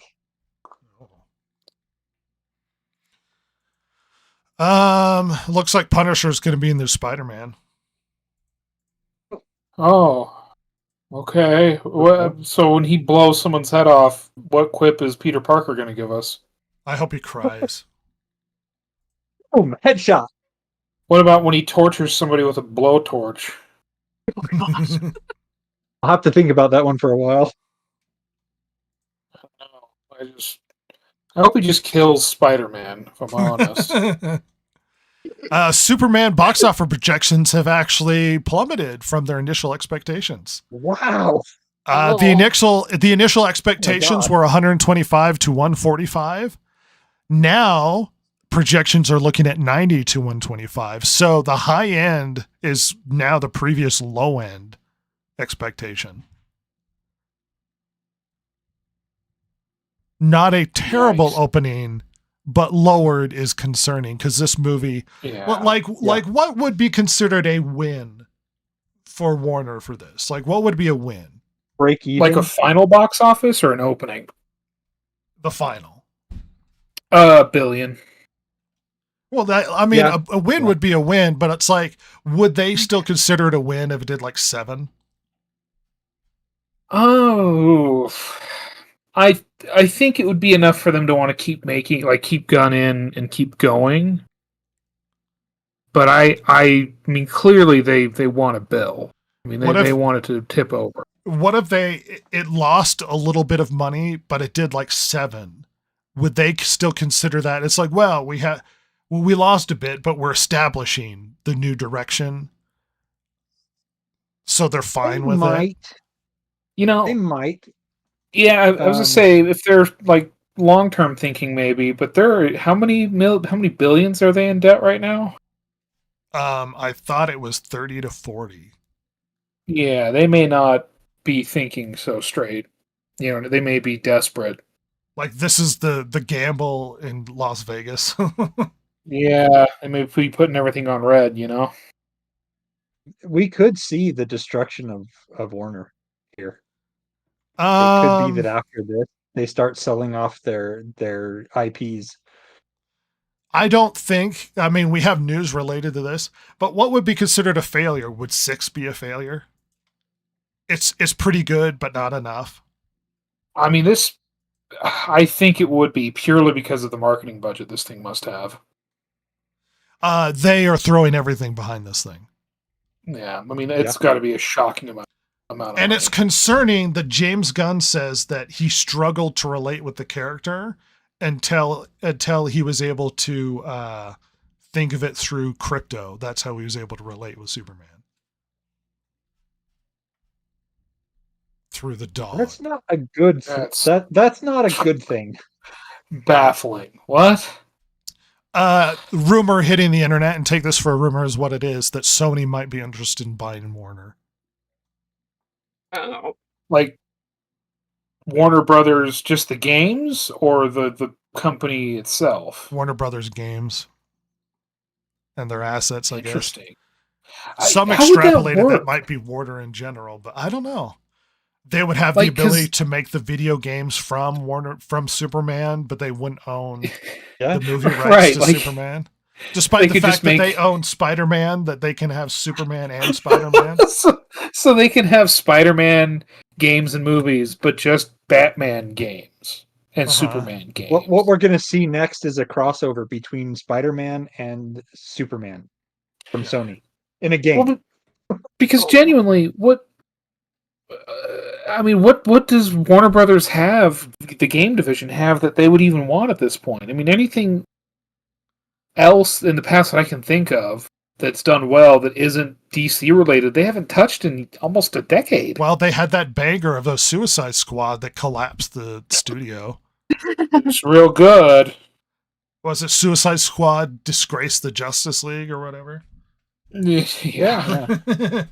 Embarrass our That classic characters because everybody Mhm. likes Harley Quinn. Actually, we don't. We all hate Harley Quinn, by the way. It's true. I would like to bring up this story. James Gunn is a man with a plan. Oh, After making the Guardians of the Galaxy movies for Marvel, he's spearheading a new age for DC as a co-head of the studio with his longtime collaborator Peter Safran. Superman coming to theaters on July 11th. We will be seeing this film. And the first big screen event in this Envision connected universe of movies and TV series. Entertainment Weekly spoke with Gunn on May 22nd over an in-depth story on Superman. Let's see, from his active presence in upcoming projects such as blah, blah, blah, Matt Reeves' plan for the Batman Part 2 to titles and whatnot. Let's read say you're one of the very few filmmakers, probably the only head of a studio, who is so active on social media when you decide you wanted to be sort of direct line of communication with DC fans. I think that just happened naturally. In fact, I'm much, much less active than I ever had been in social media, mostly because I'm busy, but also because it's just too much. I've been on social media really since MySpace took off and have had a lot of interactions with fans. I'm from Manchester, Missouri. Emo's Missouri, right? Yeah. Let's see. I joke with my colleagues. Rumors around online. Ev knows quite frequently. He goes on some interesting. Let me surmise some things. He was able to connect with Superman through Crypto the Wonder Dog. Jesus. Superman. Still upsetting. Something like, I can't remember how he phrased it, but he talked about overcoming trying to be canceled. Well, because he brought up like, well, I've been on social. Yeah, we know, James. You've said some funny things on here. That most people should have been canceled for. Yes. Yeah, the Clayface movie. He throws shade at Matt Reeves, implying that it took him this long to write a script, and it's like, I think you wanted to put it on the back burner. I think that's what happened. Let's forget that the last movie to make money was Matt Reeves' Batman. It was Matt Reeves' Batman, and before that it was a Joker, not Joker 2. So let's just forget. Damn. Let's not forget. He's the one keeping it afloat, technically. And also that the Penguin had an enormous amount of talk. Like, people talked about it all the time, and it's a really good show. He says people should get off Matt Reeves' nuts because it's like, let the guy write the screenplay. It's been years. How long does it take to write a screenplay for it?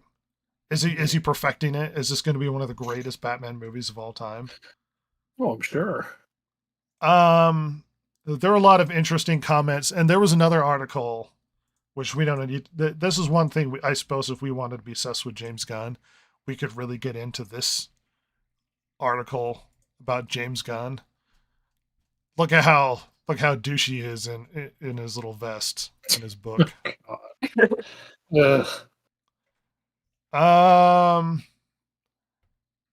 He implies in this, he also goes into similar stuff in the other one. He implies that you don't want everybody to root for you. And it's like, it's that, having negative and positive press is a good thing. I was like, it's Superman.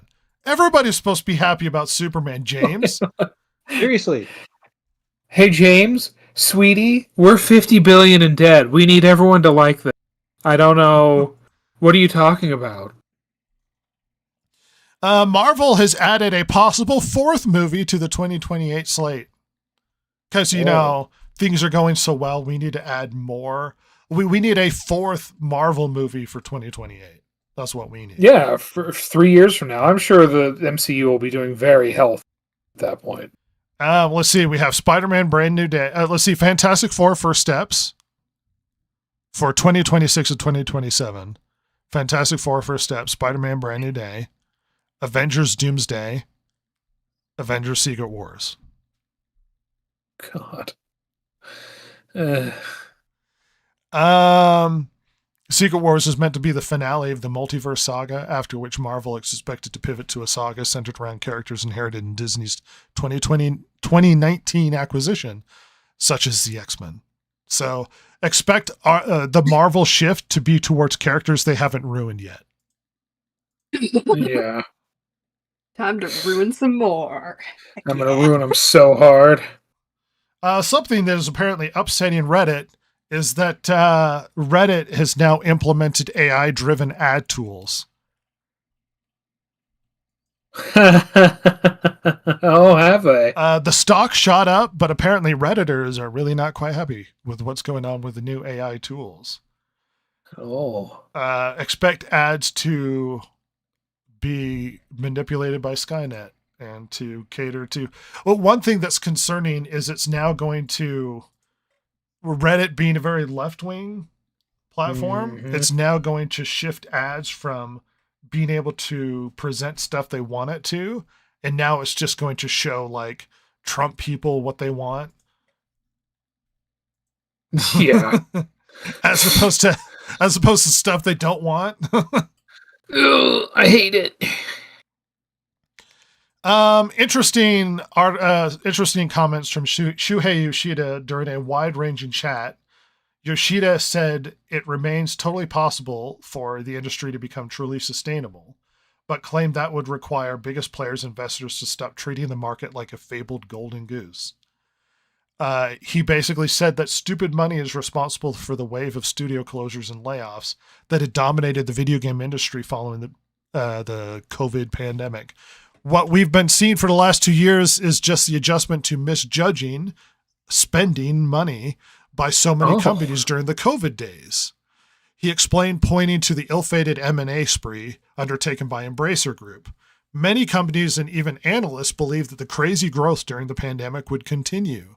So they overinvested and overhired, and they started too many projects. After COVID, there were a lot more ways for people to entertain themselves, so growth slowed down. It's almost like streaming and every industry made horrible. What did you think? We were all just going to be under a plague forever? Yes. Listen, we really hope so. Dakota Johnson says that Hollywood is a mess. Decisions are made by people who don't watch movies or know anything about them. Studios remake the same things. I mean, it's interesting to vote to on come them for award shows.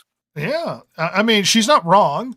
It's interesting to come from somebody who is in just a horrifically bad film. Yeah.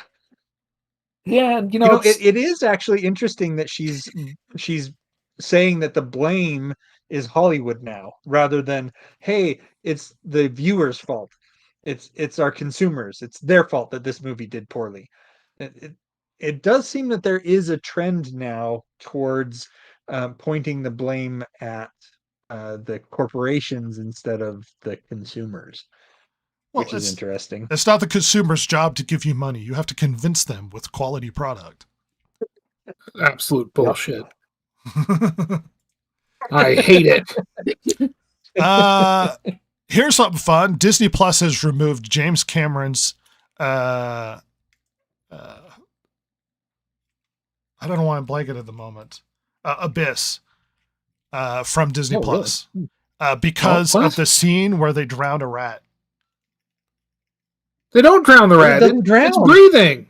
Yes, well, that scene disturbed PETA apparently or something.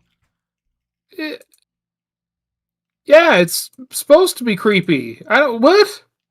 It's not. You can't watch it on Disney Plus anymore. Well, the rat scene is apparently what got it pulled from Disney Plus.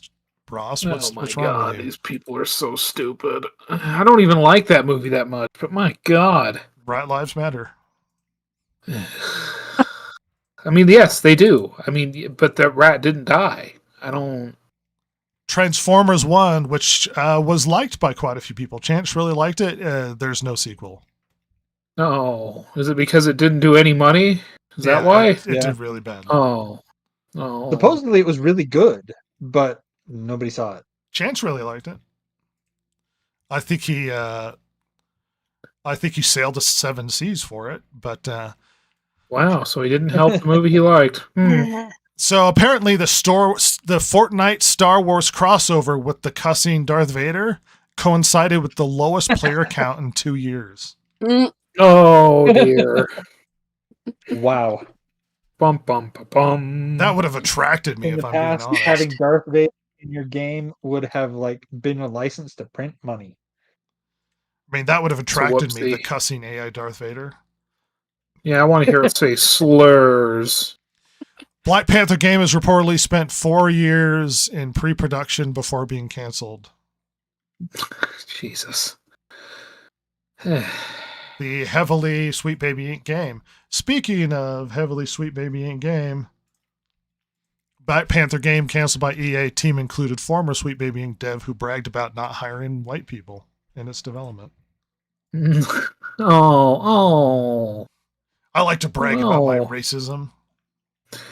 It's always smart to do that. It's always a good idea. The current Hollywood Jesus, James Gunn, says the movie industry is dying due to films being made with unfinished scripts. Marvel did a lot of that. Would announce stuff Yeah. and then start development without the script being finalized and finished. Marvel did that constantly. I mean, early on too, wasn't it? Yes. I mean, Ugh. famously, Iron Man is mostly improv. That they would Oh my sit down God. at night, Robert Downey Jr. and what's his name that directed it, and the writers would sit down and discuss the character and where they thought things should go. And then a lot of it would be improv on the spot too. But it was made as they went. It was a good thing That's it a worked big out. yikes. Yeah, that's. I mean, yeah. because like traditionally speaking, that is a kiss of death on movies, inevitably. Kathleen Kennedy believes that Bob Iger deserves an Oscar. Fuck. Why? For being the best with the checkbook? An honorary Yeah, Well, Oscar. you'll notice it Great. says honorary Oscar, so it's not like he's actually doing anything in filmmaking. He's just What we exactly should did give he him his do? honor. Is Yeah. this Well, just he He bankrolled massage your everything. boss? yes, number one, yes, but he bought Marvel, he bought LucasArts or Lucasfilm, he bought what Fox, Marvel, he Pixar, bought Lucasfilm. ESPN, Yeah. he bought Hulu. He made a lot of great acquisitions. Are you asking what he spearheaded creatively? Nothing good. There's an interesting point in this article that it's a little cringeworthy because Disney does own the Oscars, the broadcast partner. Are you? s- Yeah, they own Wait, ABC, who the Oscars are attached to. Technically, the Oscars are Oh. independent through the Academy, but I love that. the Oscars That are is very attached funny. to their broadcast partner, ABC, and Disney does own ABC. Oh, Give that it to is so them. funny. It'll make the Oscars less relevant than ever. Yeah, why not? I don't What's the matter care. now? They could give anybody an Oscar. It's not going to mean anything to me. You've already damaged the brand. Yeah, Yep. it's pretty terrible. An article from April, but it's worth bringing up that Marvel's Fantastic Four trailer had a lot of backlash, and that movie's coming. The female Silver Surfer was roundly mocked, and she actually looks worse, the CGI, if you watch the trailer, than the Silver Surfer did CGI in the from older. yeah. Yeah. Oh my god. She's not good looking. She would have looked better if they just made her bald. I don't need metallic lady hair. Yeah. That's really it's really weird. You making faces? Always. Godzilla -1 sequel reportedly start filming sooner than you think. Oh, thank God. Yeah. Cap Cruz has So, first one. Because of the success of Godzilla -1, Because it was very cheap and it was the- all profit. the director, to put this into perspective, Toho has been doing Godzilla for 70 years. Godzilla -1 was their most successful Godzilla film in the entire history of the company in Wow. 70 years. Yeah.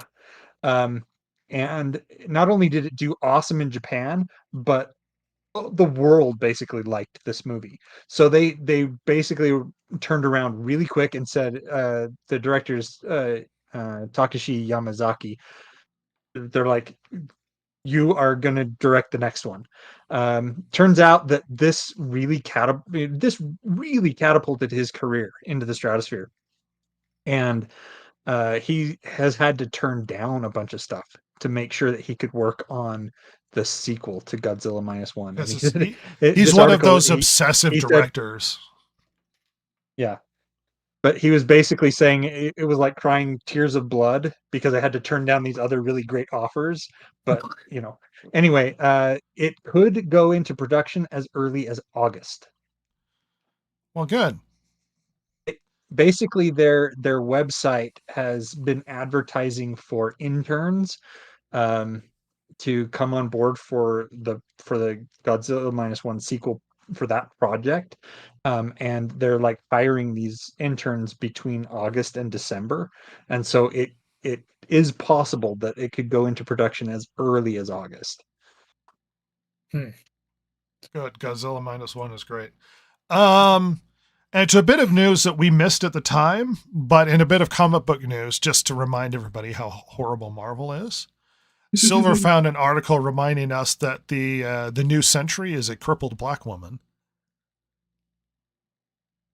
You know, Look how intimidating she is.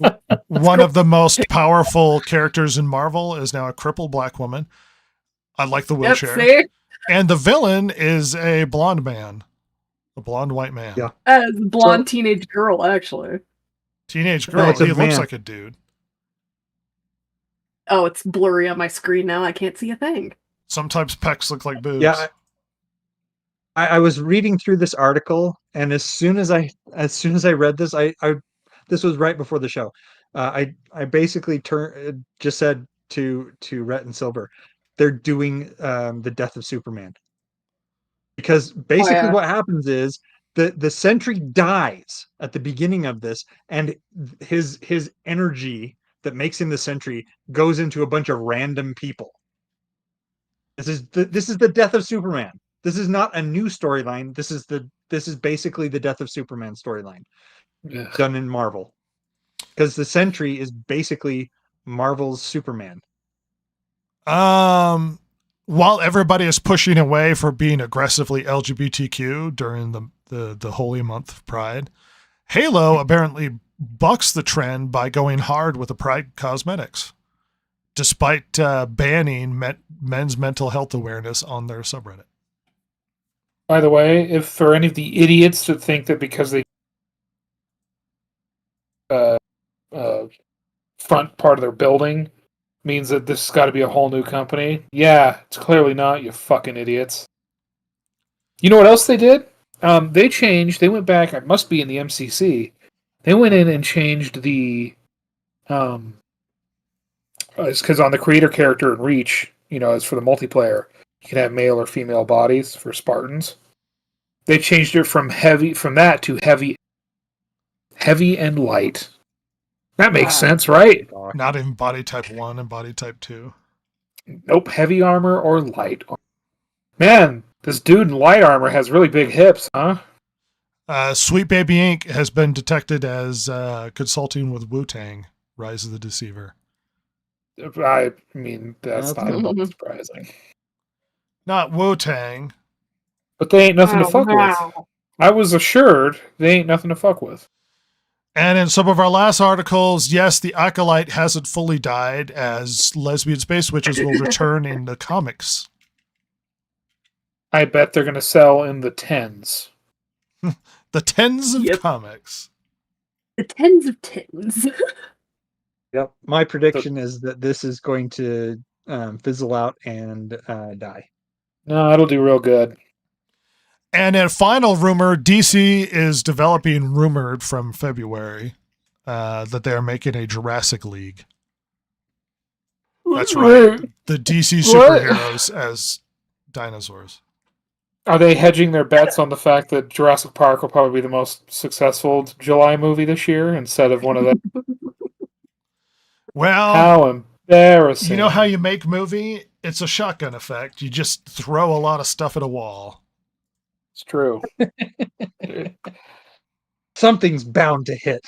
Hey, everybody, remember that TV show Dinosaurs from the 90s? What if it's that, but Batman? You mean the heartwarming sitcom? It is. That would be so funny. Not the baby, Ross. I am the baby. Well, I'm not the baby. It's not the mama. Baby.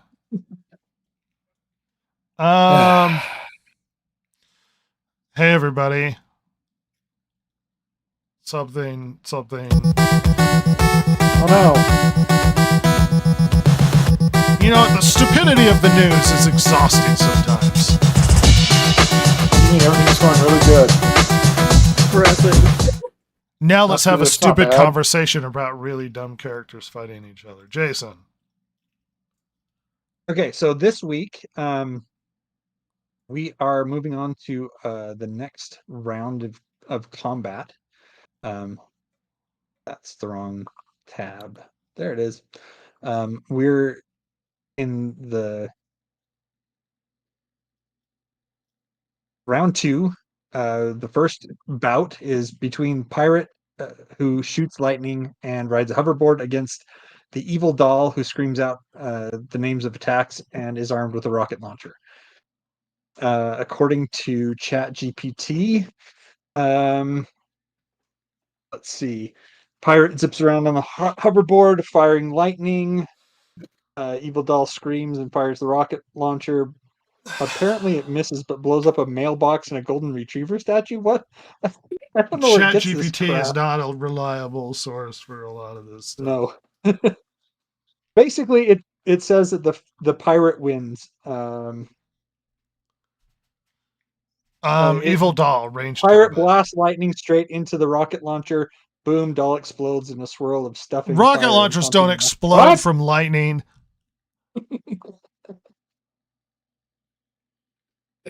What is this? I wouldn't the lightning make the hoverboard not work?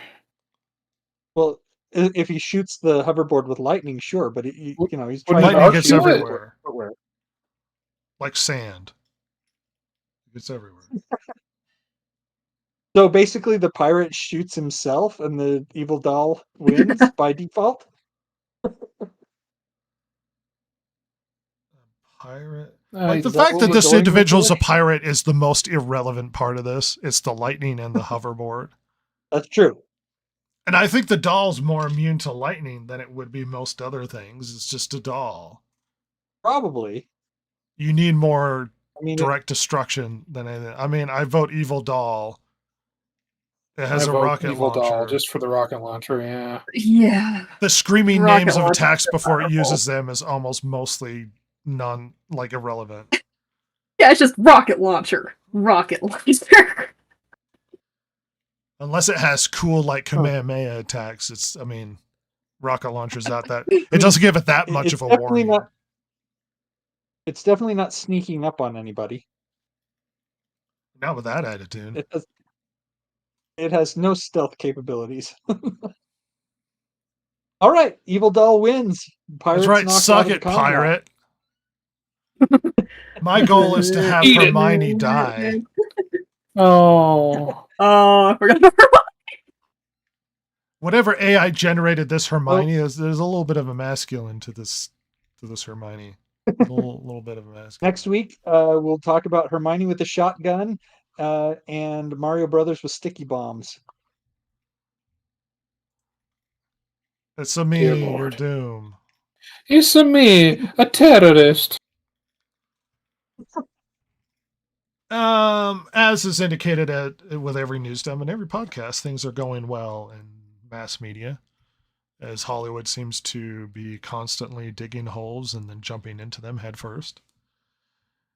Gaming is moving in a horrible direction away from consumer rights and becoming more bloated and nonsensical, and hopefully will not crash the gaming market once again, as has happened once before. That being said, Aren't you Atari? you know what you need when you play video games? Something that's fun. To reiterate, when it comes to, I thought the other day, because I remember reading somewhere where somebody was like, "Well, I don't like this podcast or this show because they're always so negative." We are a very negative podcast. Let's be fair. And it's not because, look, we demand better from the people we give money. And I don't think you should blindly support companies or products simply because you have nostalgia or some weird sense of misplaced loyalty. Demand a better product. Be on the side of the consumer, not the large, vast corporation worth millions, if not billions of dollars. And for some reason, don't attach yourself and your values to the success of a product or a company. even if it Mm. makes something that you believe aligns with your ethics and values. They owe Unless the you, company you is don't owe owing them. you. Yeah. Correct. If you're an So employee of the company, yes, I would expect you to do your best to, set your value by the product that you're making. So make a good product. How dare you? well, right. But my point being that despite our negativity, it's because we expect more. Demand more from the You know- stuff you purchase and praise those things that are good. Me and Ross quite like Sinners. It's not a perfect film, but it's really good. And Yep. praise Great movie. movies that accomplish what they're trying to accomplish. And guess what? Movies that suck deserve the criticism. Not everything deserves outright praise, and not everything deserves your blind support. If a video game sucks and is a bloated mess, we should call it for what it is. I think we've been so many people attach like their emotions and their self-esteem to the stuff that they like the music that they like. I can't remember what it was. It was some internet personality the other day. I was talking to Silver's brother. I'm not going to mention what it was, but I was like, "Oh, that guy's a douche," and he's like, "Oh, he's not a douche." And it's like, I don't care. Like, he's just a guy. Why does he deserve your loyalty? It's just a guy. Just a He's- man. He's just some guy. Like it's like, no, it's like, why? It's just a dude. When you go to march for him, he's just an internet personality. That's like when I used to criticize PewDiePie all the time. It's like, because I hate his content. Guess what? PewDiePie seems like a decent fella outside of his really shitty content, because his content sucks. And that's as far as these things should be taken. I encourage people to be not necessarily be more critical in the negative sense, but take a more critical eye to the things that they have and have logical, justified reasons as to why things are good or bad, and be able to defend or at least support your opinion. And be okay when people don't like thing you like. Don't let it shatter your childlike brain and struggle to comprehend the fact that a show that you just love isn't universally loved by everybody else. I know a lot of people really loved The Last of Us 2, the game. Guess what? Most people didn't.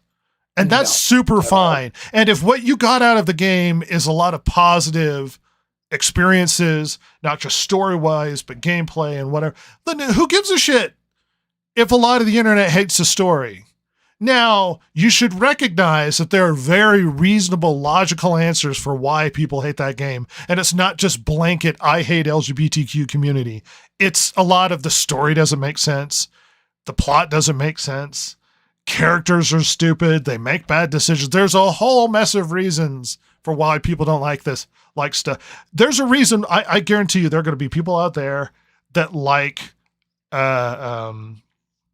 28 Years Later. And it's because it's a very simple story of characters that go on a journey. And if you turn off your brain, you could probably find something enjoyable out of it. But if you think about it for 5 seconds, the thing comes crumbling down. Now, if you like it because you like to turn your brain off and just give me experience, there's nothing wrong with that. There's nothing wrong with that. But don't be upset when people go, actually, that doesn't make sense. It's like, no, it doesn't make sense, dude. It doesn't make sense. That doesn't mean you don't have to fall apart emotionally because people don't like the thing you like. This is an argument I've had before, but I've been sparked by the fact that a lot of the internet struggles with the idea that people have negative feelings. It's like, I get it. It's hard to listen to podcasts that trash on something you love. But hopefully it's more entertaining, at least to have reasons for it, as opposed to, no, it's garbage. As opposed to Jason's illogical, I won't watch Attack on Titan because I don't want to. How about the story's bad, or the characters don't look good, or it's good until a certain point? No, I just don't like it. Don't be Jason. Actually, Jason can like, or can have any justification for whether or not he wants to watch something or not. The stupid part would be Jason getting really upset that other people watch Attack on Titan when he has no reason not to watch Attack on Titan just because he just doesn't want to. Well, that's the thing. I don't know what it is. There's something about it that just is off-putting. Yes, I know. That's why I'm pointing out your weird illogical reasoning can't for not watching articulate it. No, okay. That's fine.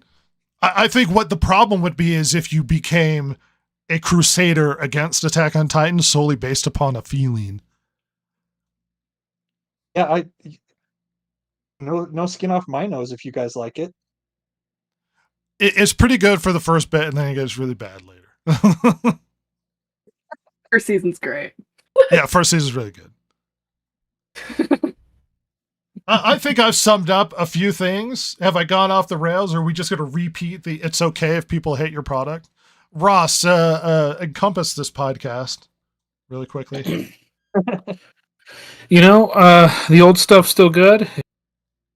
Cling, or experience something different, go give it a try. It's probably still good. I mean, not everything's great, but the classics are usually still classic. Don't support something just cause. Whether it's a director who made some really great films and has made a laughably bizarre film, or a game company or whoever, you should wait for things to be quality before you get to it. I had a feeling recently because you have that like I want the new toy feeling. And I had an opportunity to buy a Nintendo Switch 2 recently, and I didn't. And that's not because I probably will buy one and there are games I'm probably going to enjoy. But I thought to myself, it's like, do I want to justify spending the money when basically it's just going to turn into a tool to play Mario Kart? Because there are no games on it. And it's like, so am I just rewarding Nintendo for nothing? Because there's no games that like the killer app is Mario Kart at the moment for me. Now there will be killer apps down the road, but it's like, oh, what about Cyberpunk? I have Cyberpunk on a better like piece of hardware, and I've already played it and maxed out all the achievements. Like I don't need to play Cyberpunk again on a Nintendo console. So it's like part of me had that like, oh, I want the new exciting thing, but then I caught myself and I was like, you know what? Let them earn it. Have them come out with more stuff before I feel like I really need to get the new console. Make them earn it. Yeah. Make them earn my money. Consumer rights. Jason? I would say that today wasn't all that negative. We talked about retro gaming and stuff. We said a lot of positive things about both retro games and new games. We did end up with some negatives, but there's going to be negatives no matter which side of the argument you fall upon. But I would say today wasn't too bad as far as negativity goes. Unfortunately, there's a lot to be negative about out there. There's just so much crap that's coming out of gone down a hole. Game studios and Hollywood and comic books and everything. It's just unrelenting garbage. Silver, are you a negative Nancy or a positive Pete? I'm usually negative Nancy. Or is that sexist because negative is attached to the female and the guy is the positive one? Is that misogynist? Is this accurate? I mean, probably both. I'm going to be a positive Patty. Oh. So now you're racist with your Irish stereotype there. Well, is she drunk too because she's positive and she's drinking too much? Is that what you're implying? All right, I'm positive, Patricia. You racist. Well, now you're just denying the cultural heritage of the Irish. You're burying them. How dare Fine, you? I'll go back to Patty. On this holy month. Holy month. Give us a roundabout. Cap off this podcast. Encompass the conversation. Say something inspiring so kids will remember this forever. Go have some fun with retro games. You can find them online. They're easy to find. They're very fun. Don't let the age of them put you off. Seriously. Steal things that aren't yours. Using an emulator is like stabbing your friend.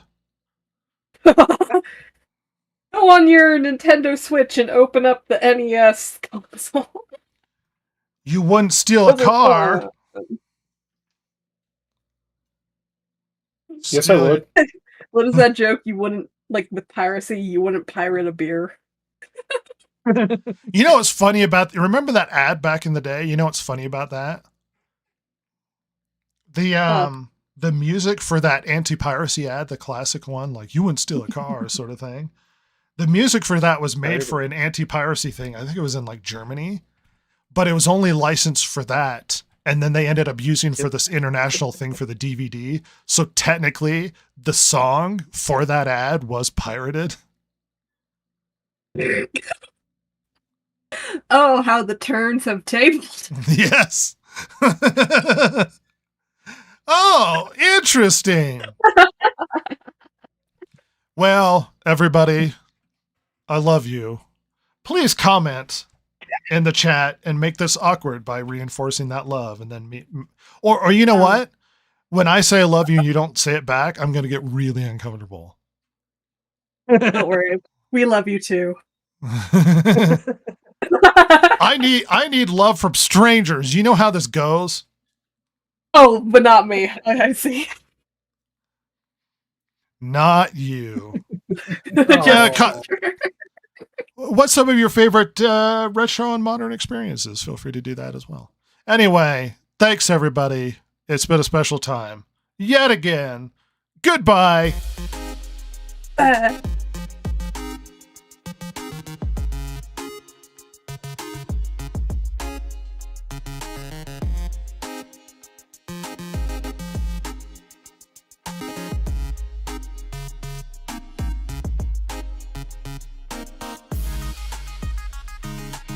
If you like the show, follow Rhett, Jason, Ross, and Silver, the world's most lethally stupid internet personalities, on Twitter at DGPodcast or on Instagram at DistractedGamers.